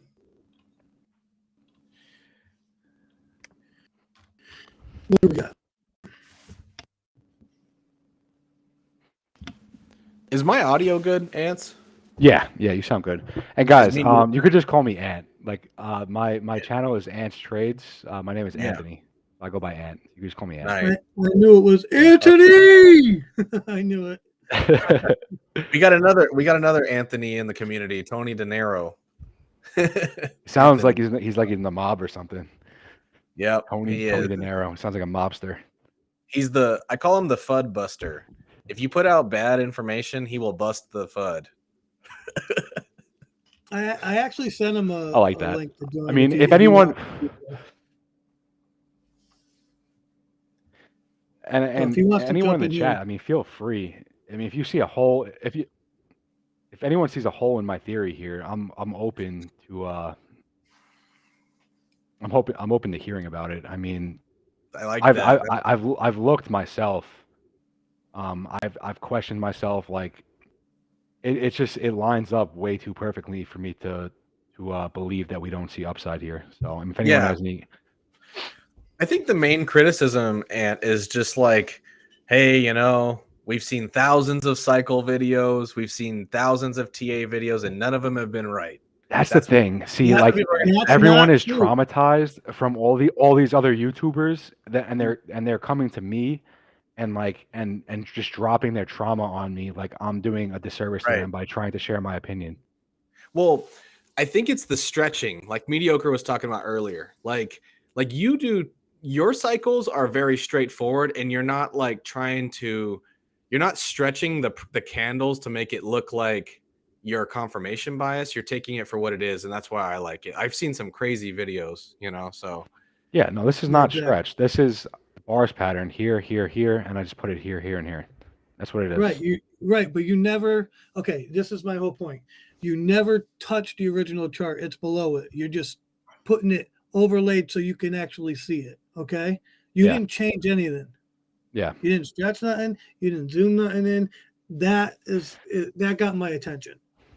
yeah. If I had any criticism, the green fractal looks a little wonky, but the blue looks identical to me. So And I it's mentioned like, that. I mentioned that in my video that this little part here, it doesn't align. But the algo could have just sped up here. That's what that could have been. I mean, here you have up, down, up, down, up. Here you just have a rip. That could have just been a speed up in the algorithm. so Just like this the is what- algorithm can slow down, it could also speed up on upside. Usually that's how it works. If you see upside, the algorithm speeds up. If you see downside, it slows down. That's usually the way it works. yeah. So if you want to blow up, you got to draw a big green arrow at the end of the blue fractal and say imminent. I don't want to do that, and I'm making it very clear in my videos. We're just like, joking. and I'm getting comments like, just because you say that you're not a financial advisor doesn't mean you're not going to get sued. Are you Like, getting haters in the chat? Dude, most of it's love, What? honestly, and I really appreciate it because, Yeah. all I'm doing here is I on my first video, dude, I shit you not, I was expecting to get like 100 views max, and then I look at my phone like 2 days after, and I'm in thousands of views. I'm like, what the hell? Like, and then I have a lot of love in the comments, and then there's a lot of people that have watched too many YouTubers promising $100,000, and then they're taking their trauma out on me. Yep. Yeah, so I mean, if someone can find a hole in my theory, and I went over it earlier, I went back to the IPO 3 years later, bullish price action 3 years later. I talked about how this trend line comes over the fractals here, and we hit it in the same exact spots that we do over here. If there's a hole in my theory, I'm open to hearing about it, and I mean, I'll look into it. So, I mean, I look at it like this: the odds are against the ape community. The odds are against this theory being correct. The odds are against us in general, right? But if you're right, you deserve the credit for it, and that's why I wanted to go on live stream and let you explain your thesis, because I think it's a good one. Listen, I'm going to say technical analysis really hasn't been wrong at all. The chart does what it's going to do, right? But as far as the fractal part of it, I mean, yeah, so maybe he's wrong. Big freaking deal. Right. If it's Who wrong cares? or if it's right. he didn't stretch nothing or do nothing crazy to manipulate it to look that way. From Exactly. what I can see, anyway. I just saw a very similar move here that leads up to January that I do here. And like I said before, this wedge is very well respected. Very well respected. You have very strong support on the bottom and very strong resistance up top. And at some point, this thing needs to make a break up or down. And like I said before, you go down, you're talking bankruptcy type levels. If you go up, we're looking at 3 digits. So Casey's at a birthday party, everybody. No KC. No all good. KC. It's all good. Yeah. Let me look for some more questions real quick. Mike. I think Tony's busy too. So let's keep going. I love this chart so much. How many Yeah, hours do you stare at this chart? Dude, like Yeah, you trade And- anything else other than AMC or what? this is my main focus. I think there's too much value in the stock to be concerned with other stocks, and obviously there's money to be made elsewhere. But if I'm sitting here and I truly believe that this stock has the upside potential that I think it has, why would I be concerned with other stocks? That's just the way I look at it. There's only one play. Until this play is over, I'm not going to be Listen looking to me. elsewhere. I'm going to tell you why. Do you know how much AMC and Ape I've recently bought? I'm not bragging. Don't get me wrong, but I was able to buy that stuff because I was trading other stocks. Fair enough. mean- I entered some probably arguably stupid calls from sports betting. I made a lot of money betting on NFL, and We'll be Awesome talking calls with later. That's what I do. That's my bread and butter right there, sports betting. yeah, it's fun. I for the most part I'm pretty profitable sports betting, and then the money I make there, I take over to the other casino over here, the stock market. So yeah. I mean, it's Yeah. interesting stuff. I do charting every day, but I'm going to be honest though, and I haven't looked at AMC in a long time.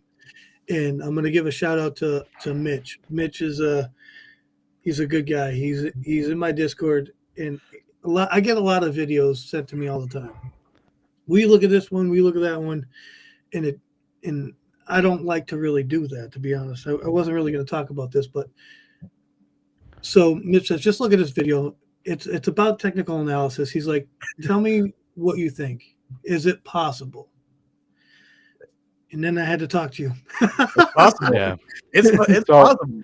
I'm not gonna lie. I at this point here, at this downtrend in towards the end of March, I kind of like towards the end of this, I was like, huh, that kind of looks like that. And once we came all the way back down, I was looking here and there, but I had an idea. I was like, what if this just follows this right here, right? And I saw that here. I was like, what if this just copies what we have here at the beginning of this, and what if it just copies this? And I kind of sat on the sidelines for a little bit, and I was watching day in and day out. I wasn't watching the line every day, but end of the week I'll look at the candles, see what's going on. I have other stuff going on in my life, and so sure as shit, we come back to the top, and then we break down again. So I'm like, no way. And then I'm watching this play out over here, and then once we hit this bottom over here, that's when I made the video. Actually, like, after the gap, enough after is enough. after the gap, after this gap, this gap up here, The gap up. yeah, that's when I was like, no fucking way, and that's Hey, when I I made gotta my tell you video. something though. When I seen your video after Mitch made me look at that, it forced me to go in and do technical analysis on AMC. Yeah. And then Usually you don't do I that. started looking at the fucking 200 EMA, and I'm like, holy shit. So I mean, I don't know, man. It's weird. That's all I'm going to say. It's strange. Yeah, I mean, I think there's just too much lining up. Um, there's just too much lining up here. I mean, like, come on. If someone can please, like, hold on. The only thing that we can't quantify is volume so far because of bull and bear market, obviously. Yeah, but you're not going to be able to do that. I don't think. I can't do don't think that. that's All right, can I possible. turn this Yeah, not highlighter possible. off? All right, cool. Now, in my last video, when I showed this was something that I found probably 2 days before I made my video, and this kind of blew my mind. I don't know about you guys, but you have a descending resistance here and here, and I showed in my first video how the fractals line up, right? This green, red, and blue line up to this green, red, and blue, and then you have descending resistance here, just like you do over here, and then you hit it in the same exact spots. You hit it as the red transitions into blue. You hit it in the middle of the blue fractal, same over here. And then you hit it at the end of the blue fractal. And then once you hit it, you reject, retrace, and then you squeeze. It's just there's so much lining up. I would be so shocked if we didn't see upside. I really would. I really, really would. No, I don't disagree with you. You got to say it. This is it. I don't want to.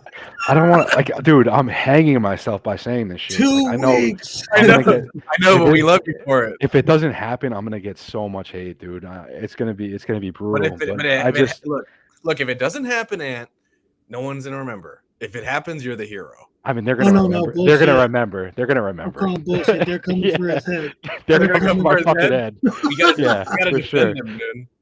So yeah, I mean, this all looks really good, guys, but obviously stay responsible. Don't bury yourself into something if just because we find coincidentals in the chart.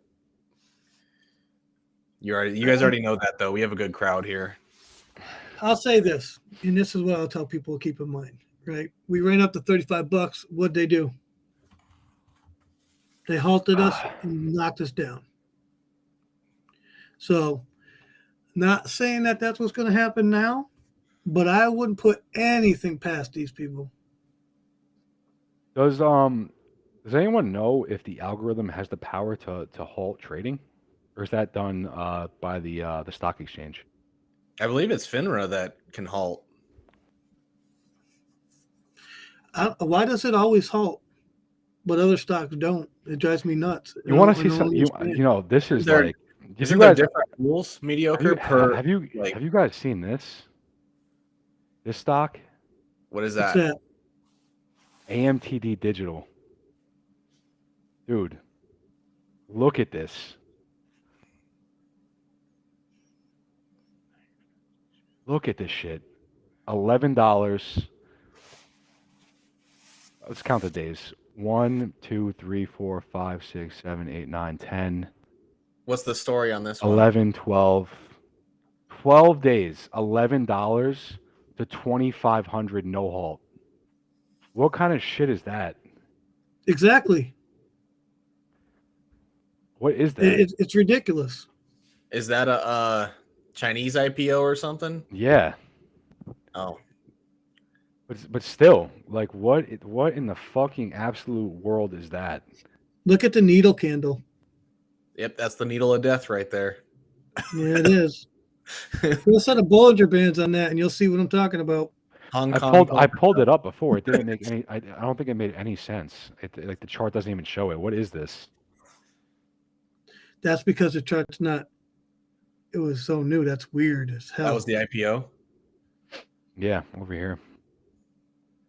It's kind of like an HKD, you know. It is HKD.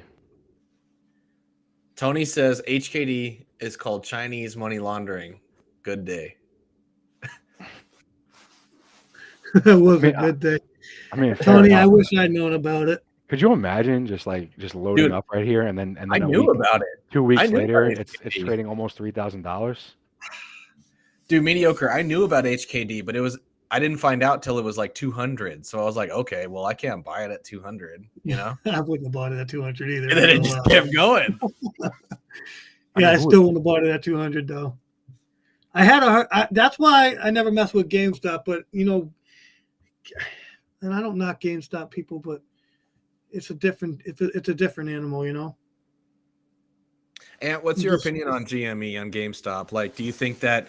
I mean, obviously, you think AMC to 140s, 50s. Do you think GME will also see a possible all-time high? I mean, if it's all, you know, connected, or what do you think about GME right now? Like I said before, I'm solely focused on AMC. Yeah. GME, if AMC runs, GME runs. I mean, we know that, and that's probably what's going to happen. But an all-time high, what was the all-time high of GME? It was like 500 something. 448, I think. Zeno's looking for those special squeeze tools, you guys. Oh, he wants the squeeze tool. The real ones know the joke on that. Does it see all-time highs? I don't know. Probably not. It's AMC's time to shine. I think so. I think AMC's the play.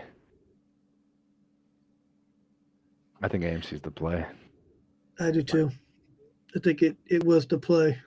This is such a weird chart. Like, it's such an ugly chart. It's ugly. It is. You know what's uglier Compared than to AMC, dude, AMC's chart is beautiful. It really is. You guys, excuse me for 1 minute. You know what's uglier than that chart, Ants? What? Is the financial statements of GME. Quarterly revenue. Yeah. Quarter over quarter. You think that chart? At least AMC is a fundamental play. AMC is worth fundamentally more than $5. I mean, we know that, right? I agree. GameStop, I don't know. GameStop. Did you see that? Did you see that Cineworld closed like I forgot how many, 80 or 90 theaters? Adam Aaron's gonna go in there and try and scoop those up, probably. I'm all for that. Take them all. I mean, AMC has a monopoly over theaters. Yeah. Max, can you stop? My dog is like attacking me right now. Can you get away from me? Yeah, owning the float says 108 theaters. What's up, Sufjan? We're having a good time. Broke Ape is in here, owning the float. Vado Loco, Alexandra, what's up, everybody? Yeah, we're just here for Ant, honestly. Ant's theory of the recent events that have surrounded AMC. I agree with you, Ants. I don't think we're going to go to a new low. I think the bottom is in on Ape and AMC with the gap ups. The gap ups came and that was enough for me. I think we got bled down pretty hard there. Yeah, so I don't see the going to the bottom of the wedge theory, you know. The all-time high is a different conversation, but the just going down that far doesn't make sense with the upcoming events that are coming, you know, via dilution and the vote and everything. There looks like a lot of volatility is setting up for the stock. Yeah. All right, Max, enough. My dog is legitimately attacking me right now. Can you stop? He's trying to play. Yeah, I think the bottom's in for sure. I think the bottom's in. I mean, I've said it in my video. I'll say it again. I think this thing is about to see some upside, just based off the fractals alone. I mean, that's my whole theory. That's my thesis. Is this thing is repeating on a loop? They couldn't just let it run. They couldn't let it run. Babe, can you get Max? We'll see. Sorry. No worries. Yeah, I think this thing is repeating on a loop. I think that they couldn't just let this thing run because it would have ran, and who knows where it would have gone. Right. So in order to maintain control of the situation, it's just going to run on a loop, and this thing is just going to leg up a little bit at a time. I mean, once you get into these three digit levels, you're talking about pretty big like significant legs up, and who knows where it's going to stop. But 140 is definitely not the ceiling, in my opinion. Yeah. Owning the float. We're talking about we believe the bottom is in. So we agree with you on both AMC and Ape. And Blazin says I don't see any recent gap ups.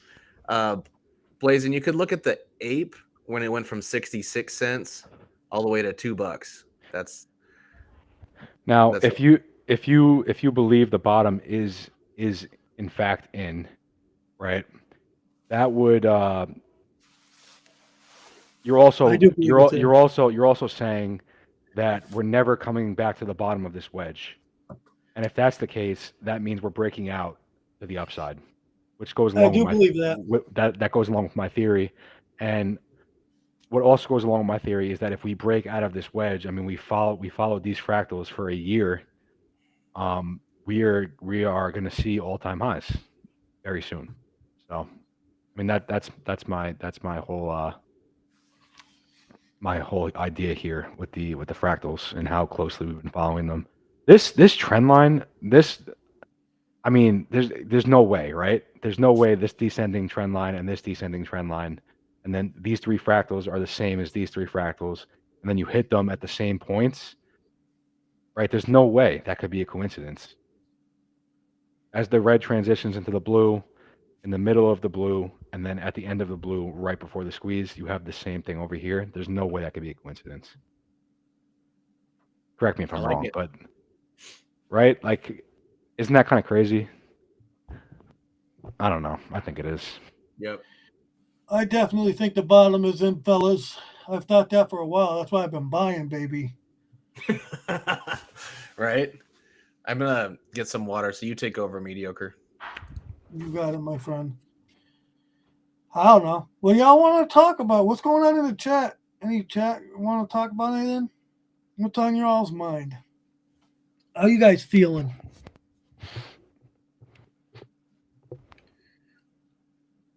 I thank Ant for coming on, man. I appreciate his insight and what he sees. I like that. Yeah, of course, of course.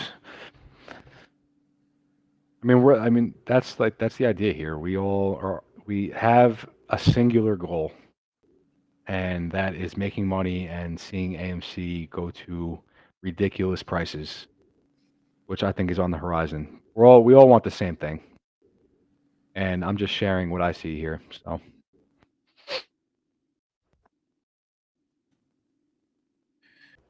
Yeah, no, and I appreciate it. You know, I mean, I see the same stuff. You know, I like to trade stocks, so I do a lot of charting on other stocks and like that. And so, but we were in such a horrific downtrend on AMC that I just didn't want to look at it. You know, and the community was getting all bitter, not bitter. good. You know, This here is retail exhaustion. This is when the community starts to divide. You see no, people getting tired of the play, people getting bitter. It's never going to happen. I'm sick of this shit. I want higher prices so I can get out and never deal with this again. This is exactly what they want. They want exactly, us to be 100%. exhausted. They want the community to be divided. They want people to think it's never going to happen.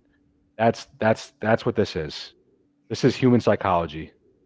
This is a computer trading human psychology. That's all this is.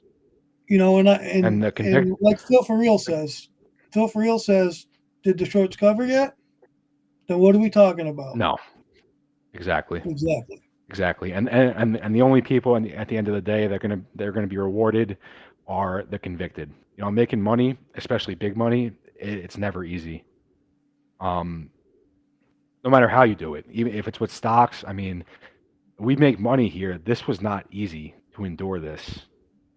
This They was beat people down for 2 years. You know, exactly, just beat them down to the bottom. You know, I exactly. mean, I never thought I was going to go underwater. I'm not going to lie. I didn't think I was going to go underwater on my position, but I did. I went red. Everyone did. Everyone But did. you know, the truth is, I don't even care The only because way, in the end, regardless, if nothing happened, this is what amazes me. AMC is going to recover from the whole COVID debacle.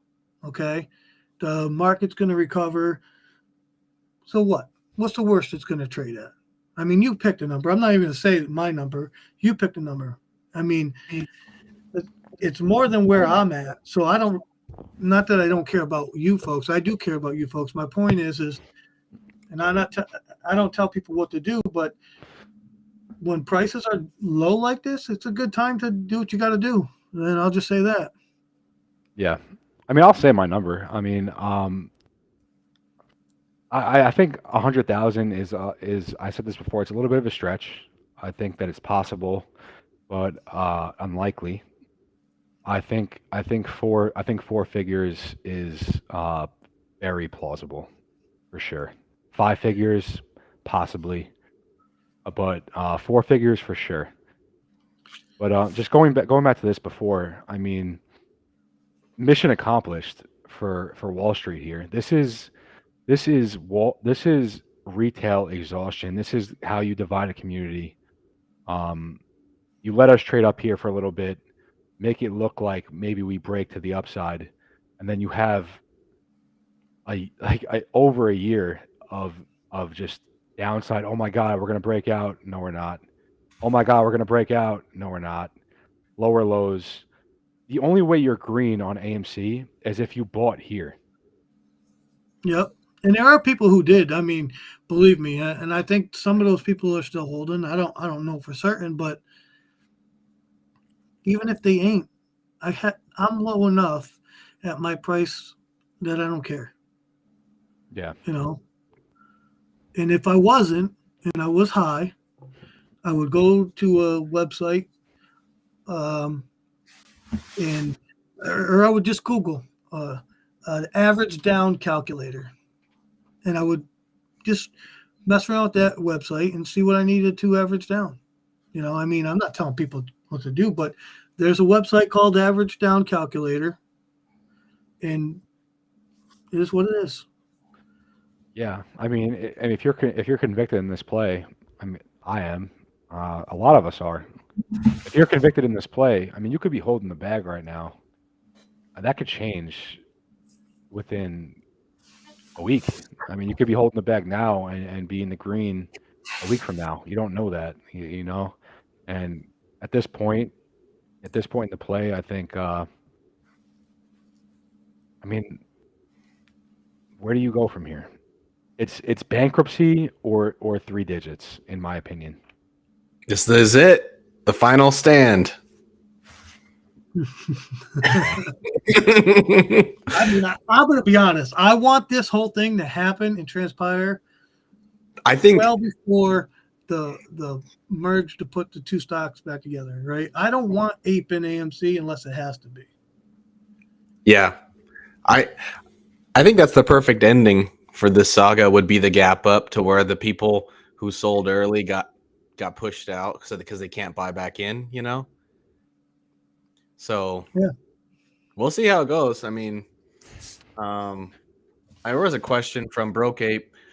Does the RSI have to stop at 70 even in a squeeze? No, the RSI is going to go much higher than 70 if there's a squeeze. All right, I'll show it again really quick. I'll show it again on my RSI, just so everybody knows. On my chart, it's not even set to 70. It's straight up set to 90. Yeah. Just to answer that question really quick, I touched on this before. Maybe you didn't hear it. This is the historical from IPO to present day of AMC, and the RSI is down here on the bottom. The highest RSI that we've seen is 96 and some change, and it's about the same on both the January and the June squeeze.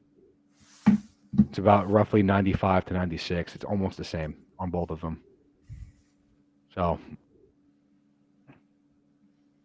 those parameters you can set in your settings. It's like when somebody was asking me what my Bollinger Band settings were. All that stuff is adjustable to whatever you choose to adjust it.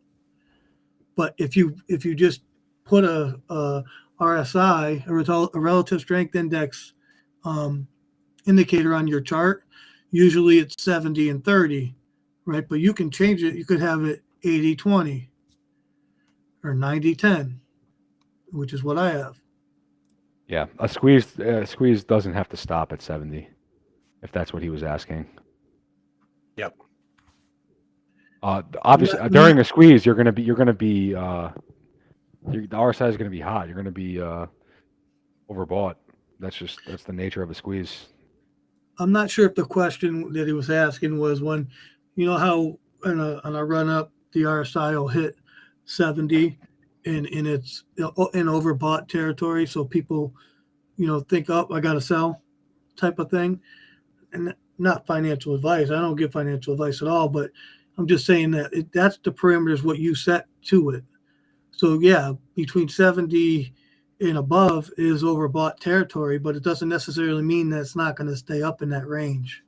How many times has AMC been overbought since IPO? 1, No, I don't 2, know. 3, 4, 5, 6, 7, 8, 9, 10 times. 10 times since IPO, AMC has been overbought.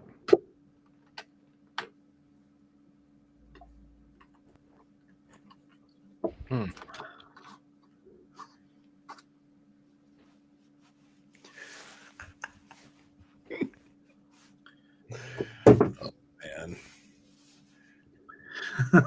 Yeah, I don't know, man. What's up? What's cracking? So we got any more So questions? Casey messaged me just so everybody knows he's at a birthday party, so he's not gonna make it really? tonight. But we could do this. We could have fun again. I just want to have fun. I'm kind of like, I don't mind talking about stuff and doing stuff, but I'm more about having fun. Yeah. That's what we're here for. Squeeze, baby.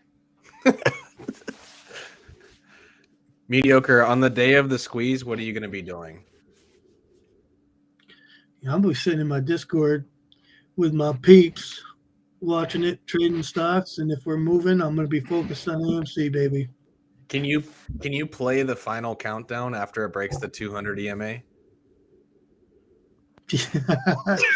I'll do that right on my Discord for you. No problem, bro. It's the final countdown. I love it. I just need that break the wedge, close, final countdown. Owning the float says AMC's 52-week low. I don't. That's just my opinion. I'm just another ape. I don't think the $4 price is coming again. I think that was a great time to buy at the time, but I think now we have too many things going in our favor. Neither do I. I think the bottom's in. I think this action here at the bottom of this trend line was your bottom.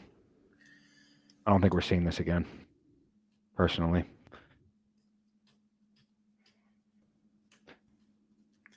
Yeah, I mean, with the box office is going to be extremely improving in this year. They're estimated for at least $2 billion in growth in the box office.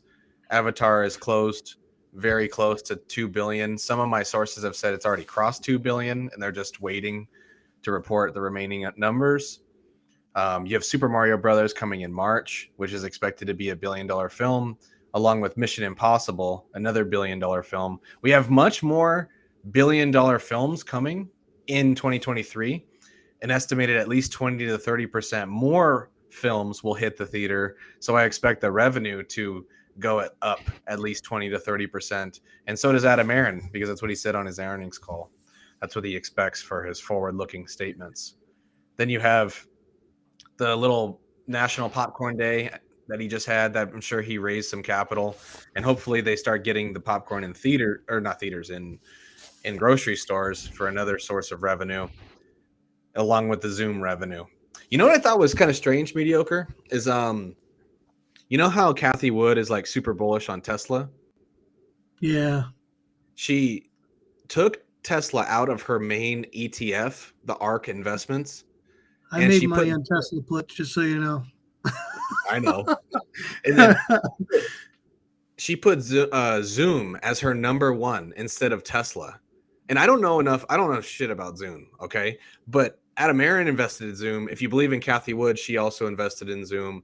Gold has been spiking for the people that invested in HYMC. So hopefully we benefit from that on the financial statements if HYMC is able to get the ball rolling, because they're moving fairly slow, but HYMC is a long play. We got to all get the know gold that. out the ground over there, baby. Right. Like, we know there's gold. They're going to need a lot of money to pull it out of the ground. That's the thing. So, Sufjan, am I going to stream the main event UFC? Nah, I'm not tonight. I'm not big on this UFC card. And in my Discord, I stream UFC fights from time to time. So Oh, sweet. if you're into UFC, we all pile in there and watch people punch each other out. Yeah, for sure. My dream, honestly, guys, is after AMC squeezes, I'll be able to afford a ringside ticket to like a Conor McGregor fight or something like that. Like be, front row and then look to my left and I see Chuck Liddell, look to my right, Dana White, that kind of thing. No, God. That'd be sick. Mediocre, come down. We'll watch some fight, Yeah, buddy. That'd be awesome, man. That'd be awesome. that would be awesome for sure. All right, so tell me what's the numbers for A Way of Water. Oh, you want the numbers? Okay. The current reported numbers. Here, let me pull up the you want me to do a breakdown? All right, hold on. Oh, you want me to stop sharing? No, you're good. You could do. I mean, we can. Oh, I could. Yeah, here we'll just. I'll give them. We probably have a lot I'm of gonna people stop. I'm gonna stop. So viewing this stream, so I'll share my screen now. There you go. We'll go into this. Okay, let me know when it's pulled up. Can you see my screen, everybody? yeah, you're good. So we talk technicals. Now we're going to talk a little bit fundamentals. That's where I focus on the box office. I think everyone in the community has a great little niche that they focus on. And this is kind of like what I do, kind of like Ant. He stares at the chart. I stare at these numbers right here. This is the annual ticket sales. Tickets sold represents the blue line. The red line represents the total box office numbers. As you can see, we got hammered from COVID here. The pre-pandemic levels is what they continue to compare us to, which, mind you, is all-time high numbers for AMC. So a lot of people say, how did we get into debt? Well, Adam Aron and company saw these numbers, these all-time high box office numbers. That led him to being very aggressive with the capital, merging theaters left and right. They were spending money left and right. And it's my belief that because they were at all-time revamping theaters and all kinds of stuff. Yeah, because they were at all-time high levels, they thought, the risk wouldn't be that high, and that's what led to heavy debt on our books, the $5 billion. And then because we got hammered by COVID, and down here is tickets sold. So as you can see, we went from 1.2 billion to a fraction of that, 216 million tickets sold. Obviously a huge drop, and that's when major short selling obviously occurred. But the more important thing is, what did we do after tickets sold? We doubled it to 492 the year after, and then doubled again, 813 million. So we're selling more tickets. This is proof right here. Fundamentally, the company's doing better. And as you can see, we went from 2 billion to 4, and now we're closing in on 7.4 for 2022. Average ticket price, $9.17. Next year, though, guys, this number is going to be much higher because Adam Aron has been focusing on the premium viewings. Like, majority of the people who watched Avatar, they watched it in premium Dolby Digital, Dolby Cinema, or IMAX. So it's good because they're paying extra for those premium viewings. So we don't need as many people to go to the theater because their average ticket price is higher. I hope that makes sense. Now let's go to let's pull up the weekend chart. Avatar Way of Water has grossed $564 million domestically, even in its 5th weekend of release. It's starting to finally come down a little bit now. We have a drop off of 28%, but guys, that's still incredible. To put that into perspective, a movie drops off typically 50% off its first week. So we're only dropped 28% off of 5 weekends in release. which is incredible. Megan, I don't know if you guys saw it, is like the killer doll, similar to Chucky. Only cost $10 million to make, and it grossed $56 million. Incredible. People have been really digging these low budget horror movies, so I'm hoping to see more of these. Then you have Puss in Boots, which actually was a surprise. Another $107 million domestically. Over 4 weekends, it's still making money. Look, it's got an increase of 7%, and it's barely in theaters. I'm sorry, Steven. I'm laughing at Adrian. What's up? Never But I want to say one more thing real quick. This is what sticks out to me the most. The top 5 movies, Plane, A Man Called Otto, Puss in Boots, Megan, and Avatar, are both double-digit grossing over the last weekend. It's been a very, very long time since the top 5 movies held double-digit numbers. That's incredible, especially for movies that did not have the marketing that a lot of the Avatar and Megan had. So that's really good.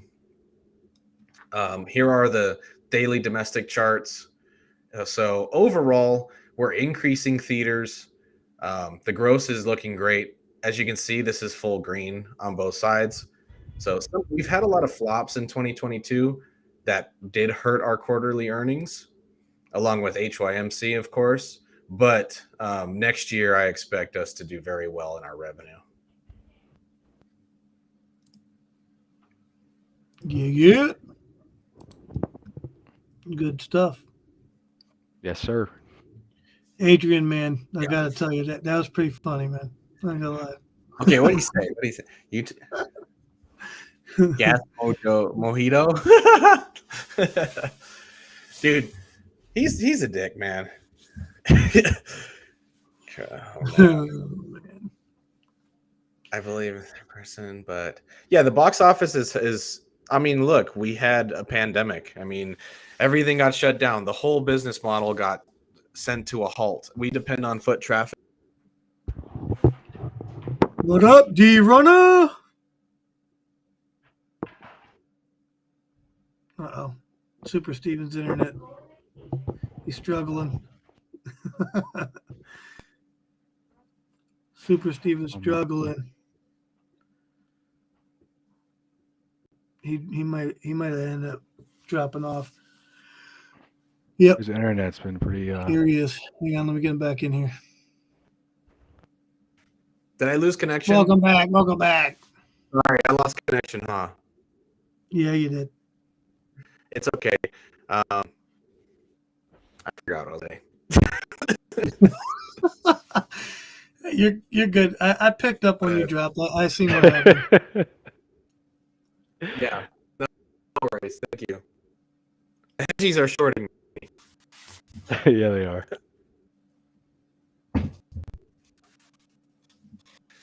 Crismo says, hi, Aunt. What's up, Crismo? What's going on? I don't know. You guys got any questions in the chat? What do you guys want to see? What movies you guys looking forward to coming out? How's that? Let's talk about some stuff. There's a lot, man, that are going to do really good.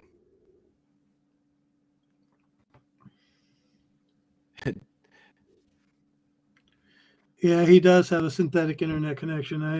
I do see that every freaking day. Yeah, it's dropping. So I'm just going to bow out because my internet's dropping. Is it again? No, you're good. Man, I got 2 bars. No, we're just. What provider do you have? Yeah. Cox Communications. Nice. Yeah. I mean, I have FiOS, and for some reason, I've been having issues lately too. Maybe I'm being shorted. Ever since the YouTube channel, my internet doesn't work anymore. I don't know. Kind of weird.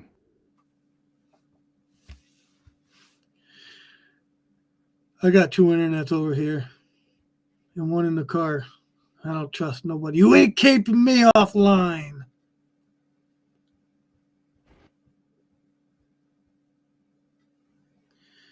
That's Ken Griffin trying to short Super Steven's internet.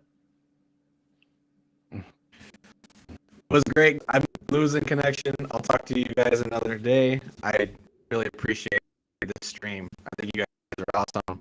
Carry on, guys. See you later, Take brother. it easy, Super Steven. Sorry your internet connection's not good. It's okay. See you guys. And Have I a good night. appreciate you for coming on and your input. I do too. Thank you. Later, buddy. Good night. So, Ants, I Yo. really do. I appreciate your stuff, my friend. It's good. I think it's good for the community, whether it happens or not. In my opinion, it's not a big deal. I don't think you're out there trying to push an agenda, and I appreciate that. Yeah, of course. There's no agenda here. I mean, I was just sharing what I see. I mean, at this point, I didn't really expect the videos to blow up that much. Now I'm kind of nervous. I'm not gonna lie. I mean, I still see. I believe in my TA. I see this going up, but now, I mean, I'm seeing a lot of comments, people talking about me being sued and that kind For of what? thing. So I had a few comments saying just because you're not a financial advisor and you say that in your videos doesn't mean you can't get sued. That kind of stuff. I don't know what Just- they're talking about. I mean, you showed a chart and said that there's a chance it could run up. Yeah, I I mean, don't- there's just there's bitter people out there. That's just the world. There are always going to be haters. Yeah, I'm just sharing my opinion on stuff, That's all it is. And if there's like I said before, there's a hole in my theory, please someone show me. I mean, that I'm all ears. If you can show me where my TA is wrong and what's not following, I'm all ears. So that's really what it is. I mean, I was asked to look at your TA and see what I thought, and I seen your wedge and how close you were, and it forced me to go back and do TA on it. It's it is what it is. I went back and did it, and then I looked at where the 200 was, and the same thing happened when in the first rip after the major downtrend when we ripped back up to 35 and they halted it, right? Yeah. I did exactly what you did. That's when I started my YouTube channel. So, and even then people were like, oh, TA doesn't matter. It doesn't work, blah, blah, blah. And I said, okay. But go look at my Discord. I showed you where it was. It's under my technical analysis channel all the way at the top. Mhm. You could go look. I said everything, boom, boom, boom, boom. And then so Mitch said, hey, check out this. I checked it out. And then, I did my own TA on it. And I'm like, oh, shit. It looks good. Nothing's going to happen. I'm not even just saying it because it's mine. It's just it looks, everything just lines up so perfectly to me. And I mean, obviously a lot of people are seeing that too. I'm getting a lot of love. Obviously there's the hate comments. I mean, that's life. I mean, there's going to be people that are bitter and hating. That's just what it is. But yeah, Yeah, no, I mean, I did my own technical analysis, and all I'm saying, and I don't really say, oh, this is going to happen or that's going to happen, but I mean, you can go back test everything, go look back in the stock, zoom out and look back on any stock you want to look at. Go look at the 200, look at SPY. Here's a perfect example of what I'm talking about. Look at SPY on a 5 or a 10-year chart, and you'll see that it's in a constant uptrend, and it never breaks below the 200, right? Where are we now? We're below the 200. We just broke over the 200 on Friday. Do I think it's going to stick? Probably not. But whether it sticks or it doesn't stick is what it is. I mean, I don't care. To me, the 200 matters, right? That's why we've been below the 200, because we're in a bearish market, the whole 9 yards. I mean, that's common knowledge, right? So I'm not saying anything that isn't true. I'm not telling you, oh, buy the stock because it's going to break over to 200. I never said that, and I'm not going to say that. That's not me. I'm just telling people, like, investigate what the 200 does, and when it breaks over it, you'll understand what I'm talking about. That's all I'm saying. And I don't consider that financial advice at all. Yeah, for sure. So That's I where I mean, am too. right, and your TA is your TA. I like what you say, and doesn't necessarily mean that it has to come true. I'd like for it to come true. I hope you're right, 100%. But I don't think that it's terrible for you to have your opinion on that. I I don't see the problem with it. You know, Yeah. you're not cutting fractals and putting them in the chart every other day, talking about this is going to happen, that's going to happen. You know, AMC has been in a major downtrend for almost 2 years 2 now. years. Yeah, about 2 years. Yeah. I mean, you're eventually it's got to break out of that, dude. It's got to happen. And how That's far down are you going to compress this thing?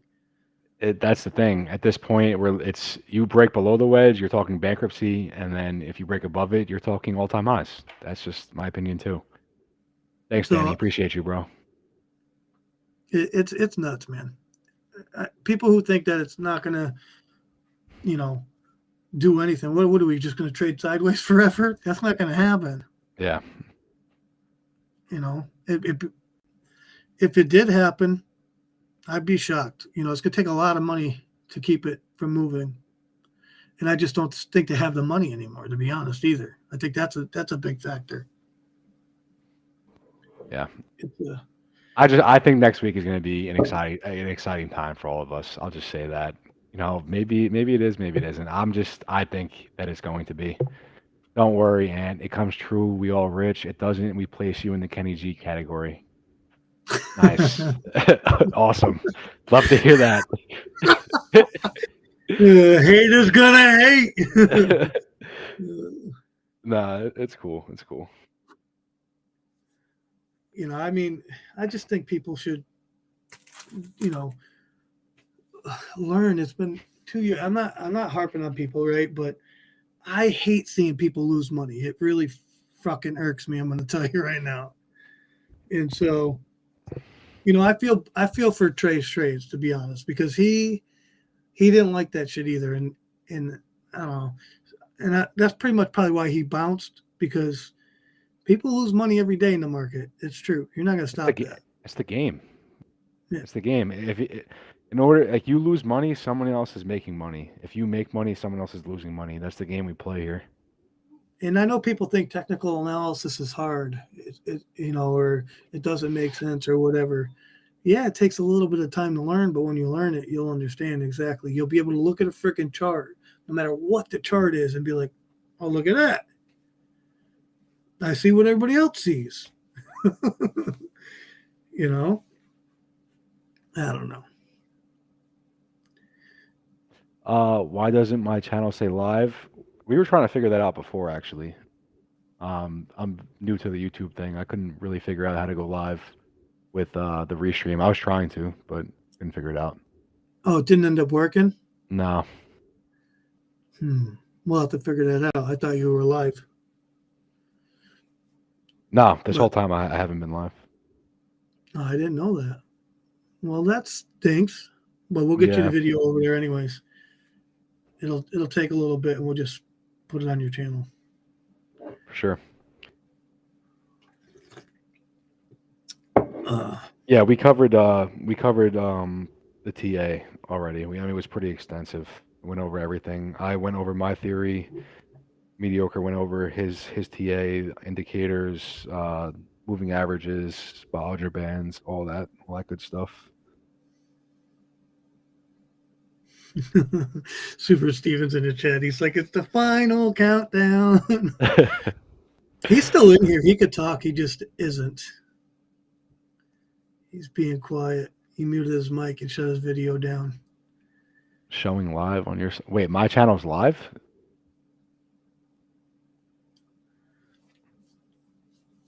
Yeah, you should be live. It should have worked. I thought everything was set up good. I mean, if I'm live right now, I had no idea the whole time.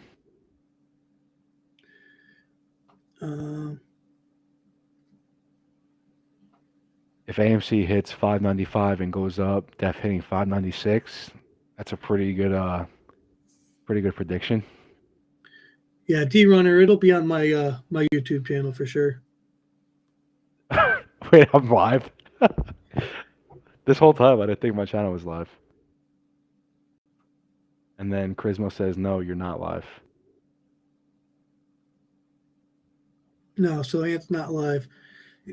YouTube's funny like that. Sometimes it'll, like Super Steven was saying earlier, it makes you have to wait a couple days or whatever. I don't know why. But once it's over, you'll be able to do this. We'll do this more than one time. That's fine with me. Welcome back, buddy. I'm back. I have a question. Joke's on you. I'm back. Doc, shoot. What's cracking? You got something to say, Super Steven? The video is slowing my internet down, so I'm going to roll with just sound. That's fine. That's all good. When's Tony going live? He said he was going live tonight or something, I think. Dude, he worked really hard on the GNS video. I saw it was like 20 minutes. I haven't seen it yet, though. Yeah, I know he put it out. I don't know. What was it about? I mean, he did well. I'm not even talking about it. I don't want to talk Owning about the GNS. float, upset alert on the Eagles. I don't know about that. I don't know if they're gonna. I think that's going to be a closer game than most people expect.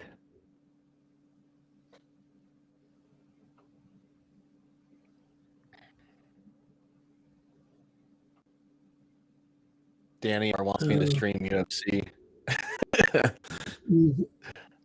Can't do that on YouTube, buddy. Oh wait, No, can't do the that. Eagles In trouble. Oh my God, they blew the Giants out. I didn't even know they played tonight. My Yeah, wife is such a boy, sweetheart. keep Like, she going. made me a tea, you guys. Jesus, thought that was going to be a close game.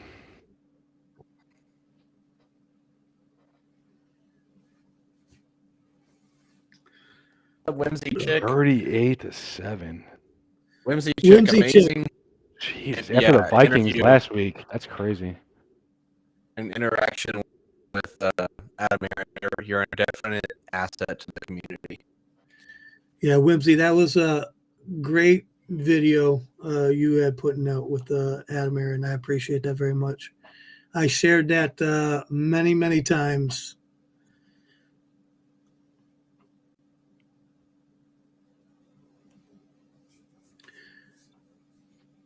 Yeah, Tony's going live at 10:15 p.m. Central Standard Time. Are we going to hand the baton to Tony? That was my Everyone plan. will go to Tony's. Yeah. It's like track, you know? Like, you just got to know when to hand it over. If your fib for the first blue fractal starts at the blue-red first fractal, why does the fib for the potential move this coming week not also start at the red-blue? The Fibonacci extensions don't have to have to be specific to the fractals. You're looking at the low of a move to the high of the move back to the low. It doesn't have to match the fractals. The fib extensions does not have to match to the to my fractals, if that makes any sense. Tony, what's your live about tonight, if you don't mind me asking?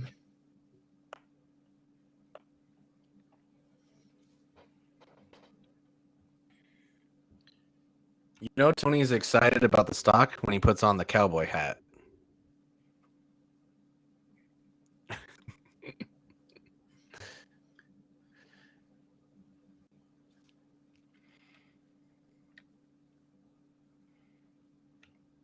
Oh Oh, my boy. God, it's almost Monday. I know. Can't Can't wait. wait. Yeah, wait, I can't wait. Oh, so and you're also in HVAC, right? You know, you're talking into the HVAC master in mediocre, right? Yeah, Oh my yeah. I I'm new never to it. said I'm any of that. new to it though. This is He's his way around the air conditioner. I don't know nothing. I don't know anything. I don't know shit about stocks. You guys can't read. My name says mediocre. God. I have Oh, been known to man. fix some heat and air conditioning over the internet, though. Yeah, red pill is the way.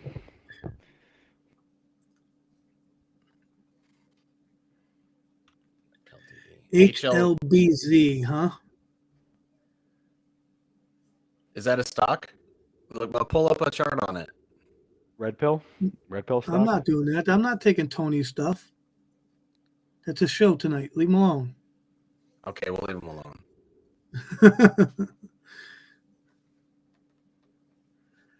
Do you guys think we start moving pre-market before the squeeze? Pretty sure with the run to 72 or 77 we started once the market opened. That was a slow I mean, build. how much? I My got something we could talk about. my fractal is more or less showing a January type move where you open the top. So the people that are obviously no one knows how this move is gonna pan out, but I see when we hit our all-time high, we're gonna probably hit it pre-market, and then all the people that are out of this play right now, the unconvicted that maybe want to jump back in, that start FOMOing back in, are gonna be buying the top. I think we're gonna open the top on the day of the squeeze. I got a question, and it's for the chat and you guys. How much? I don't want to say FOMO, but how much buying pressure, or how much? What's the word I'm looking for? Hype. Hype is a good word. How much hype do you think AMC has right now on pushing up? I think it's kind of weak, but I'm interested to see what other people think. I do a poll, but I don't know how. It's got to break $25 a share, because I've noticed that the community acts different when we're trading in the 25 to 35 range than when it's below 15. So the hype isn't really there. I think we're early.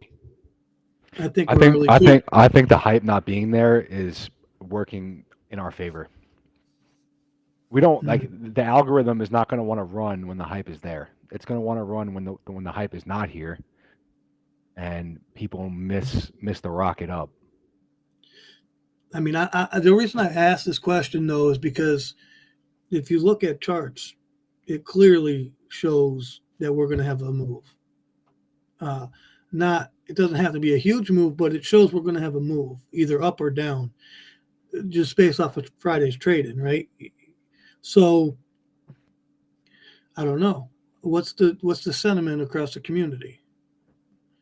I mean, we're sitting in a bullish position. We're above the 400 EMA, the 200 EMA on the 4 hour. I'm curious. Or am I just have too much thought that the community actually understands what I'm talking about? How long do you think the squeeze will last once it starts?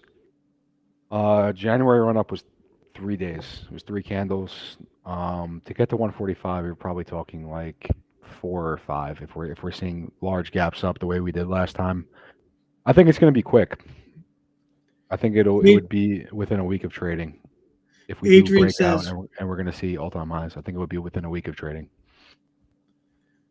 Adrian says, will Jim Cramer ever publicly say AMC is 100% buy? And I would say to that, Adrian, that I absolutely hope those words never come out of his mouth. Always fade Cramer.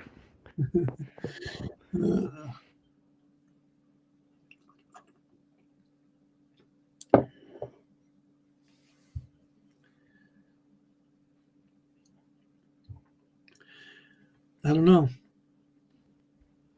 Broke Ape. Yeah, I am expecting a 135 price point. It doesn't have to be this week though. I mentioned it in both of my videos that it could run first week, second week of February.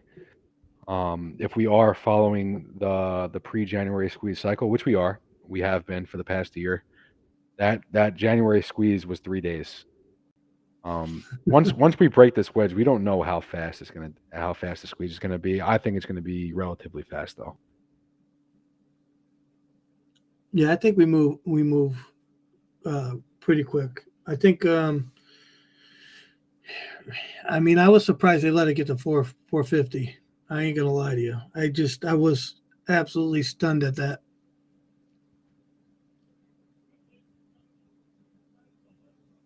And to all the people who bought at such low levels, I opened new positions and new accounts. That was I thought was a good idea.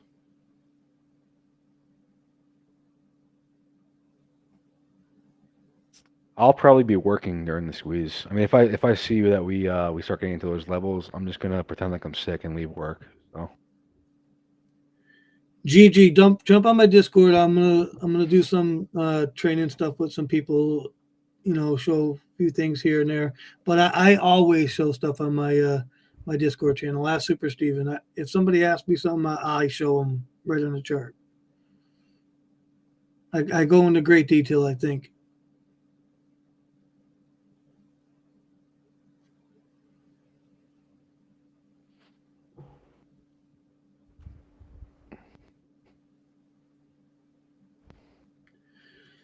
Jay, I think Ape, kind of goes with it. There's no, you don't really know what it's going to do because it's hard to chart that anyways. But I would say it's 1-for-1 with a AMC, so I would suspect it to move because people would buy into that as the run up is happening as well. That's just my thought. I don't know that to be certain though. you don't really have a lot of price action here. Yeah. I mentioned this before. It looks like an inverse head and shoulders, and you look like you're about to see some upside. If AMC runs, Ape is going to run along with it. We just don't know how closely. I would imagine that it runs similarly to if AMC runs 500%, does Ape run 500%? Nobody can answer that question, but it'll probably run similarly to AMC. There's not enough. A lot of people are asking me to make a video about Ape. There's nothing here for me to really work with. So, I mean, just from what I'm seeing, it looks like an inverse head and shoulders, which is it's bullish. We're looking probably at upside here, which I'm expecting with AMC too. So I look at it like Ape was derived from AMC. Ape represents what 40% of the value of what AMC used to be. So take that with at the end of the day, the short interest is on AMC. We have to keep that in mind. What's up, Glock, my homie?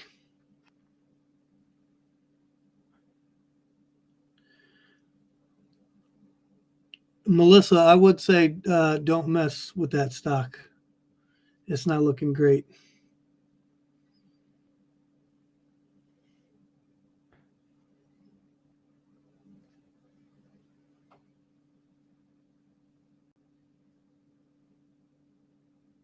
My man Glock is in here.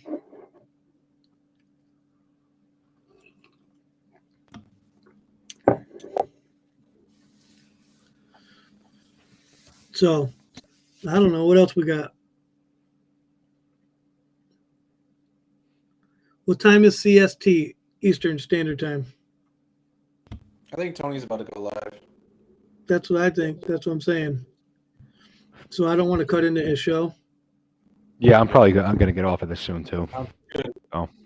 Yeah, he's on now. I want to thank everybody for coming by and supporting us. And I want to thank Ant for his TA and and I hope the community takes Ant's TA with a grain of salt. Vibes.